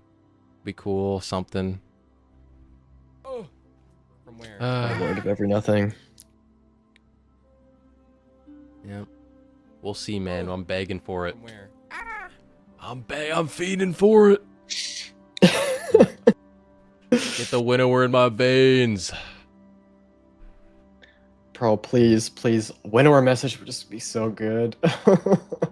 That's all I want. And Yeah. I know Allison would. She knows, bro. She knows. knows you I want think winnower. there will be one for sure. You can't leave us off with that one. Yeah, exactly. Maybe something about Savathun, like maybe like she's escaped. We get a final message. She's like, I'm gone. I've escaped the game, and then we have to figure out, maybe that's a mystery we'll have to uncover at some point. You know? Yeah. That'd be cool. Well, is there anything else you wanna talk about before Where? we get our sleepies in for tomorrow? I think that's everything. I think that's Yeah. everything. Well, everybody, I hope you like this this edition of the Loot Pool Podcast. The Loot Pool. The Loot Pool Podcast. That's now the name. So that's pretty peak. So Let's go. The Loot Let's Pool do it. podcast, bro. well, thank you, Abaddon, so much. It's been a pleasure talking to you Likewise, once again. likewise. And I'll see you tomorrow for the update, man. I'll see you. We got a long day ahead of us. Yeah. Hey, sleep well, my friend. Sleep well. You too, man. You Yeah. too. Peace out. Much love. Yeah. Well, everybody. Hey, don't name. Yep, that's the name. We figured that out today. It's called the Loot Pool Podcast. GG. Loot Pool. Let's go. Oh, wait. I'm sending him. Oopsies. Winnower, please pick up. I got kicked out of our birthday party. It's raining. Dude, if we get like one message from the winnower, and it's like, also thank you guys so much for the follows. Sorry, I don't mean to ignore you guys. It's just hard to thank in the middle of the convo. Thank you guys all for the follows. Yeah, just one last message from the winnower that's like, see you next time or something, you know? That's all we want. That's all I want. Slasher, thank you for the follow. Imagine D3 starts with it, turns out the Traveler never returned. Which queen stole it and tricked us? Damn, that'd be crazy.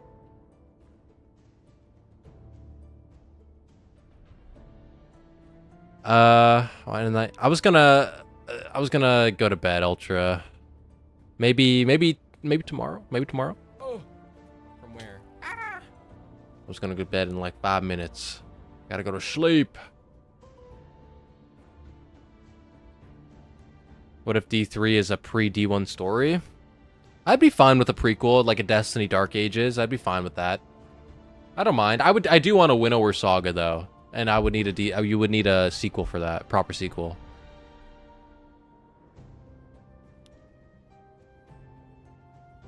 Very excited to see what the final lore is. Hopefully they don't close all the arcs. Yeah, I hope so too. I want to see the winnower say, see you real soon. Yeah, something like that. Just anything to be like, yo, next time you're back, if there's a sequel, it's winnower time. Not even a D3 greenlight would save the game at this point. It would take such a long time. D1 remake or remaster would probably be faster. I don't disagree with you. I think that the difficulty with Destiny 3 is that it would take too long to develop to maintain the interest, maybe, in the IP. And so they would need to fill the gap with something faster. And I think a D1 remake or remaster or whatever could work in the same way, you know? It's Blissa, it's 8 Lissa, thank you for the follow.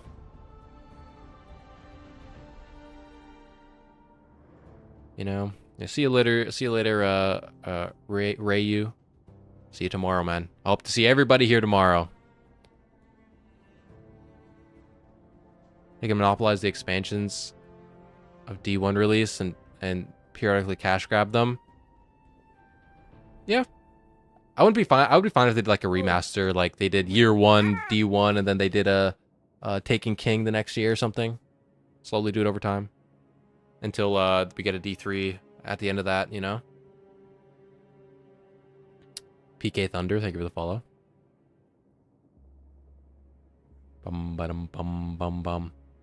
I scrolled through a short that said the reason we wouldn't have vaulted content because they already deleted those. That's not exactly true. It's not that they deleted the content. It's just that Bungie doesn't have it in a playable state, which means it's so broken in like the form of the engine it's in that you can't play it, but it still exists. So it's not that it's been deleted. It's just unplayable. Destiny reboot would be my hopeful reset timeline. I wouldn't like that. I would like a D1 remaster and then go into a D2 for the sequel. Do you want a video to react to? If it's like 1 minute long, maybe I'll do one last minute if it's like a voice actor or something. Otherwise, if it's longer than that, probably not. Not tonight. Oh, never mind then. Yeah, sorry. Maybe next time. Maybe another time. Hold on to it. The stuff they... Furnace Fox, thank you for the follow. The stuff they have would take some time to get it back to a playable state. Yeah. It's just that, yeah, that's exactly right? Like, and that's why, I mean, we have the Leviathan raids coming back. And those were sunset. Those were vaulted. So it's not that it's deleted. It just needs to be retooled to be playable in the new engine. Or in the new version of the engine.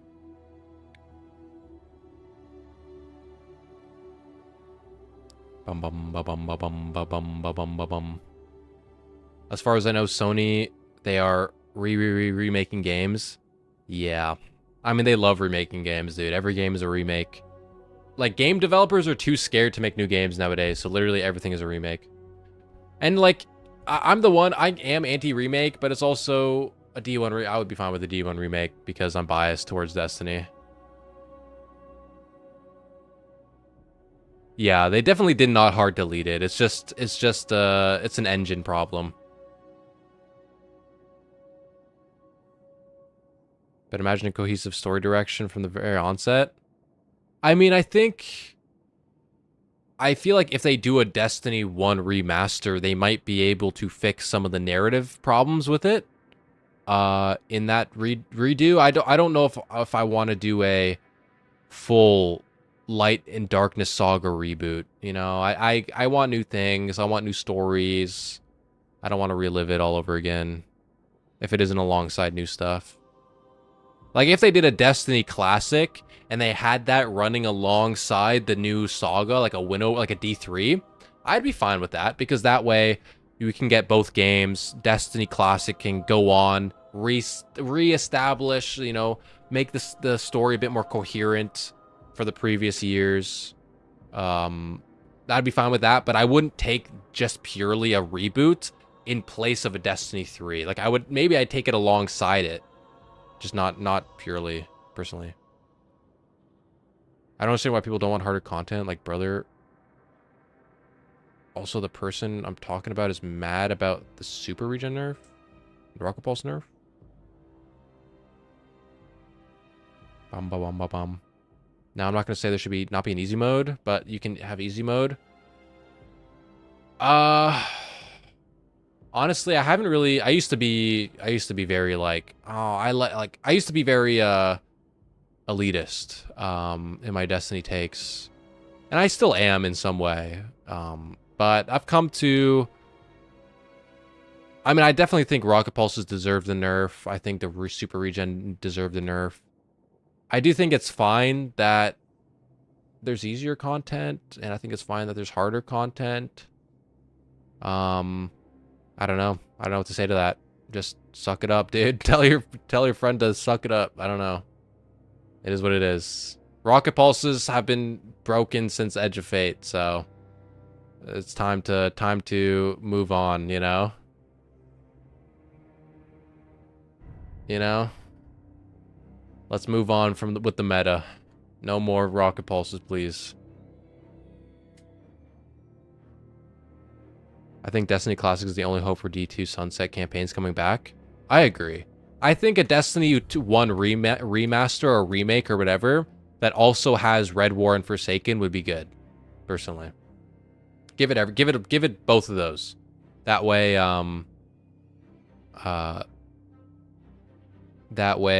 you can actually play the Light and Darkness Saga from start to finish. If you're not going to bring it back to D2. Bum bum bum bum bum bum bum.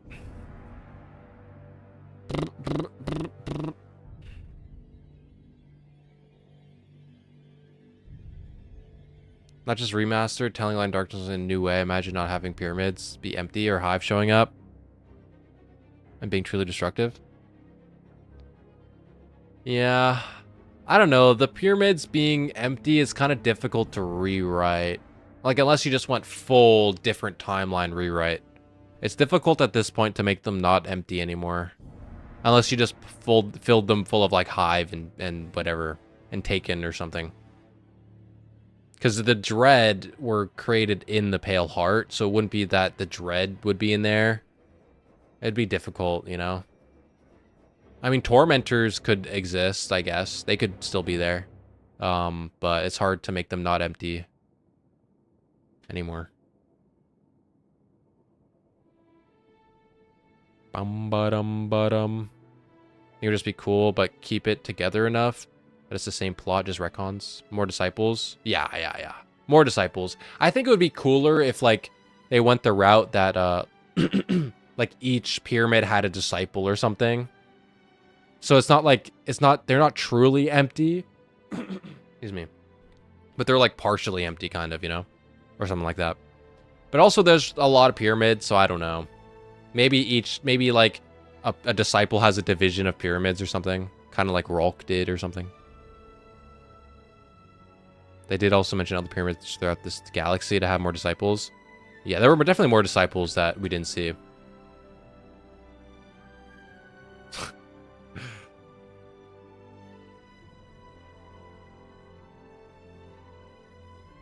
Never be able to play it from start to finish.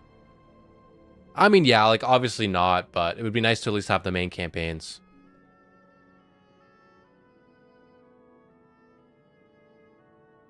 Who was the worst disciple?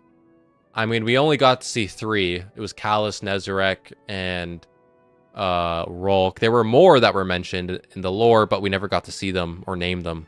So probably out of all of them, it was Callus. Callus was lame. Nezarek has aura in the lore, but obviously in the raid, he was a pushover and still is. Rolk is the most aura. Dude, just the, like, Rolk, just thinking about the reveal of Rolk in the Witch Queen, how hyped that was to, like, see a different species, like, that we've never seen before.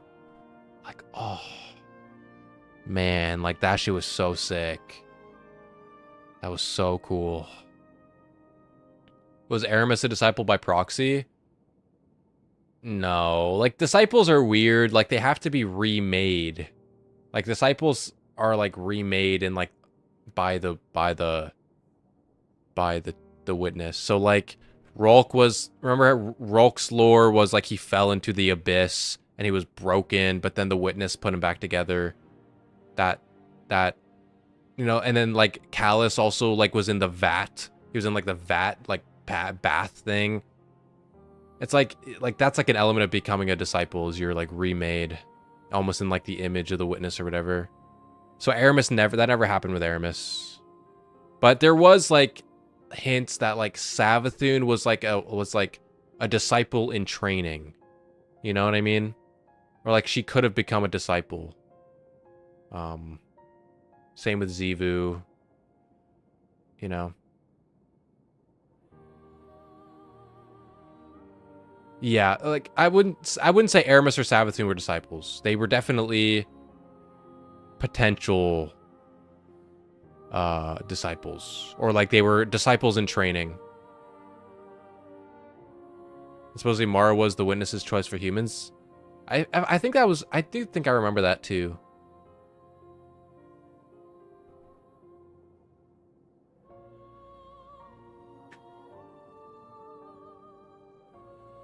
Was Oryx on that path? Oryx was not a Winnower fan. Oryx and the Winnower did not get along. Or sorry, Oryx and the Witness. And that's because Oryx was a Winnower guy. And Winnower and Witness did not get along. So, probably not. I think there was a little bit of conversation about that in Final Shape. I think there's a lore entry you can listen to. That talked about how Oryx wasn't interested in the Witness. Like how Witness was like, oh, like Oryx is too obsessed with sword logic or something. There was like some conversation like that you can listen to. In the Pale Heart. Because the Witness didn't like sword logic. And sword logic is the whole Winnower's shebang. And Oryx loved sword logic. So Oryx was more of a Winnower guy and not a Witness guy. You know?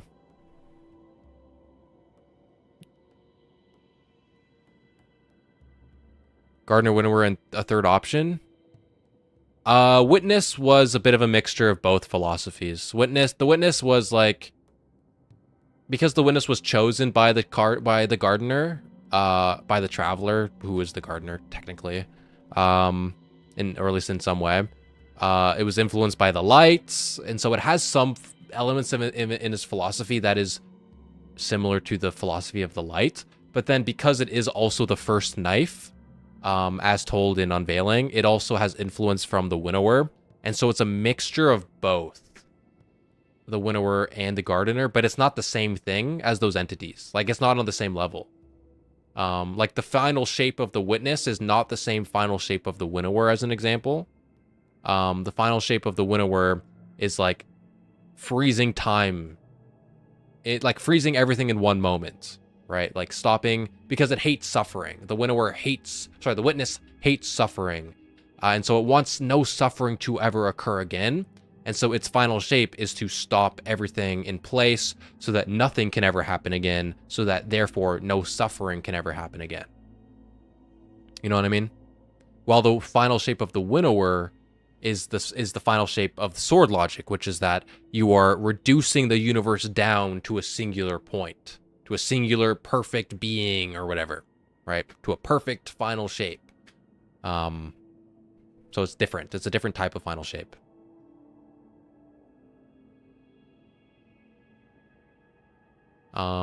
Yeah.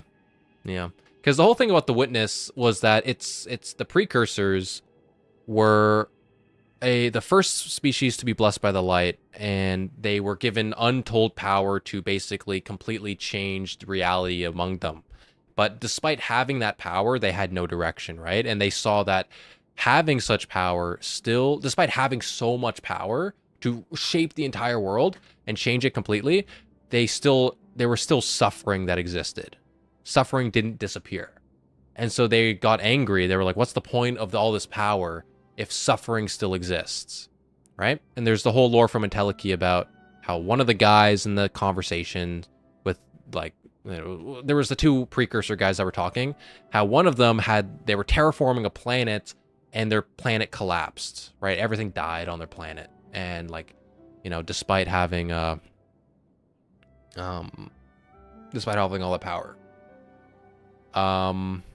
And so what they did is they looked for an alternative. They looked for the winnower, and they learned about what is the final shape. This idea that, you know, you can, that life itself is suffering, right? They learned that from the darkness, that existence is suffering. Existence itself is a struggle. Existence is the struggle for existence, right? Or whatever, right? And so it kind of combined this idea of the light being like they hated suffering, but they still had the philosophy of light because they loved life still. But they had the philosophy from the darkness now that is, the ultimate, that to exist is in some way to suffer.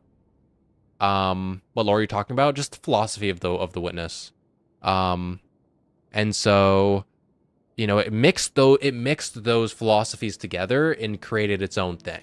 Like you said, choosing to stop all existence to prevent suffering, struggle, and adversary. Exactly. But not to stop existence, because existence continues, right? Like, in the witness's final shape, everyone is still alive. Like, everyone still exists. It's just that nothing can ever happen again. It's like basically causing the heat death of the universe, where nothing ever happens ever again. And so because nothing can ever happen again, no more suffering can happen again.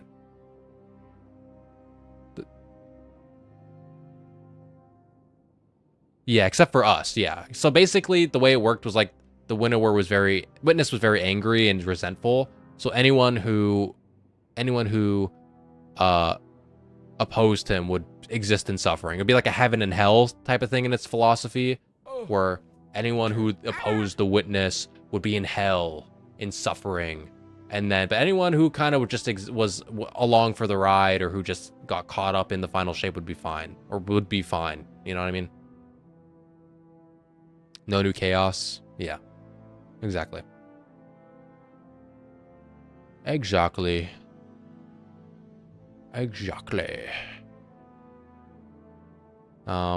yeah, the witness is pretty cool.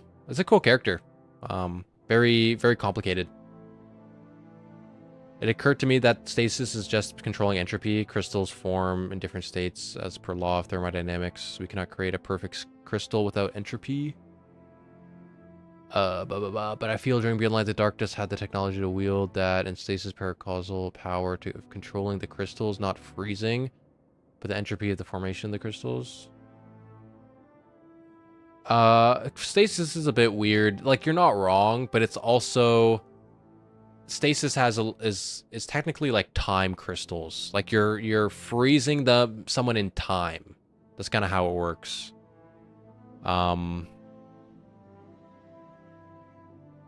I don't know how that plays into entropy, but yeah. It's like in the lore, it's like you're freezing someone in time. That's why Aramis is able to res herself, because she's not like literally frozen, but she's frozen in time.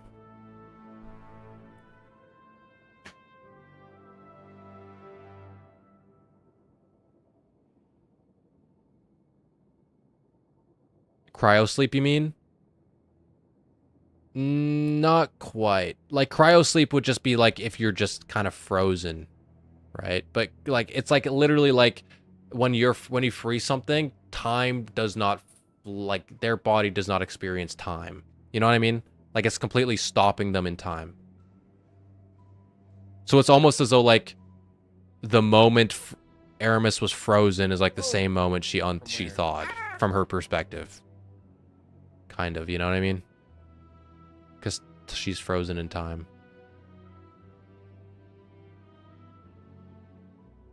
Reminds me of the Kaguya from... Yeah, it's kind of like the Infinite Tsukuyomi. That's kind of what the Witness final shape was. A little bit. I don't know... It's a bit complicated whether the Witness's final shape gave you, like, your own paradise, in a way, or if it was literally, like, you're just frozen and you live like that for eternity. I think there was some hints that it did suggest that the final shape would give everyone their own personal reality. Kind of like the Tsukuyomi, Infinite Tsukuyomi, but it's a little bit complicated. It's not necessarily freezing in time because disciples seem to think they wouldn't be subjected to the final shape in the same way. Yeah, yeah, exactly. So the final shape isn't, the Witness's final shape isn't exactly freezing in time. It's complicated. It's like a mix of everything. I feel like the most comparable thing is the Infinite Tsukuyomi. That's what the final shape is for the Witness. That's the closest you can kind of do. You're stuck in the cocoons or whatever it was in Naruto.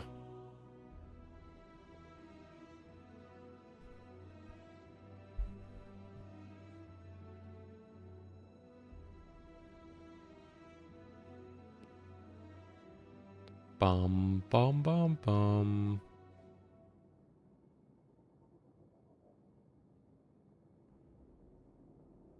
Yeah, like Callus would be frozen next to his pleasure gardens. Yes, but like it's complicated as to whether he's literally like frozen in the pleasure gardens or like he is like in physical reality, like he would be like finalized, like frozen. But would his mind be in the same situation? I don't know. Like, I don't think he'd be frozen conscious in that perfect state where he's pleasured in the gardens. But it would more so maybe be like, silly fox. Thank you for the prime sub. Thank you. But it would more so be like, in his mind, he's in the perfect reality. Zazozat, thank you for the follow. Bum bum bum bum bum bum bum bum bum bum bum bum bum bum. In actual physics, you can lower a temp. It actually begins to in strong energy from the universe itself. Yes. I think reaching absolute zero actually creates infinite energy. Huh? Oh wait. Oh, a bunch of physics things that tie into stasis as well. Like reaching absolute zero actually requires. Oh yeah. Reaching absolute zero requires infinite zero. I read that wrong. So stasis matter allows this impossible state to become true. Yeah.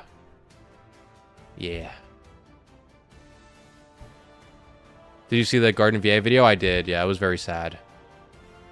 Bum bum bum bum bum bum bum bum bum bum bum bum bum. The Witness uses strand stasis and lights and the power to take combined to make the final shape, and whatever the shattering glass power was.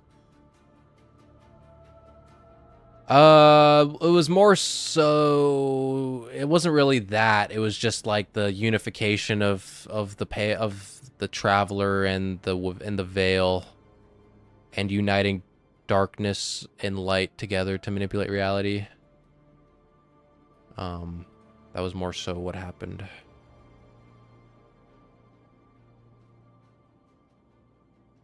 He told us to hold the fight though. Pumped me up. Yeah. It was although it was sad, it was a very, very good video. But how would you explain Stasis Hunter's ult? I don't know. I don't know. I could tell you. You're freezing and shattering, dude. I don't know. I can tell you. I don't know if there's a lore explanation for that. It might just be, you know, I might just be a cool cool ability. I don't know.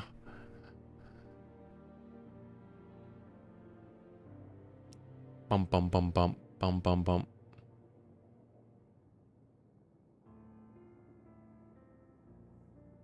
$12 remain. And with that, I need my 8 hours of sleep so I can be there. You know what I mean, guys? So everybody, I am going to go to sleep now. So I'm going to end stream. I'll be back tomorrow morning before reset. You know, I kind of want to watch some videos maybe. We can do some like from some watching of old Destiny trailers. Maybe some old clips and contest mode raids or something from my past. Just relive the memories. And then yeah, then we'll be on for the update. I think that's what we're gonna do. You know? When does it start? It starts at reset. So reset, I think, is 12 p.m. Eastern.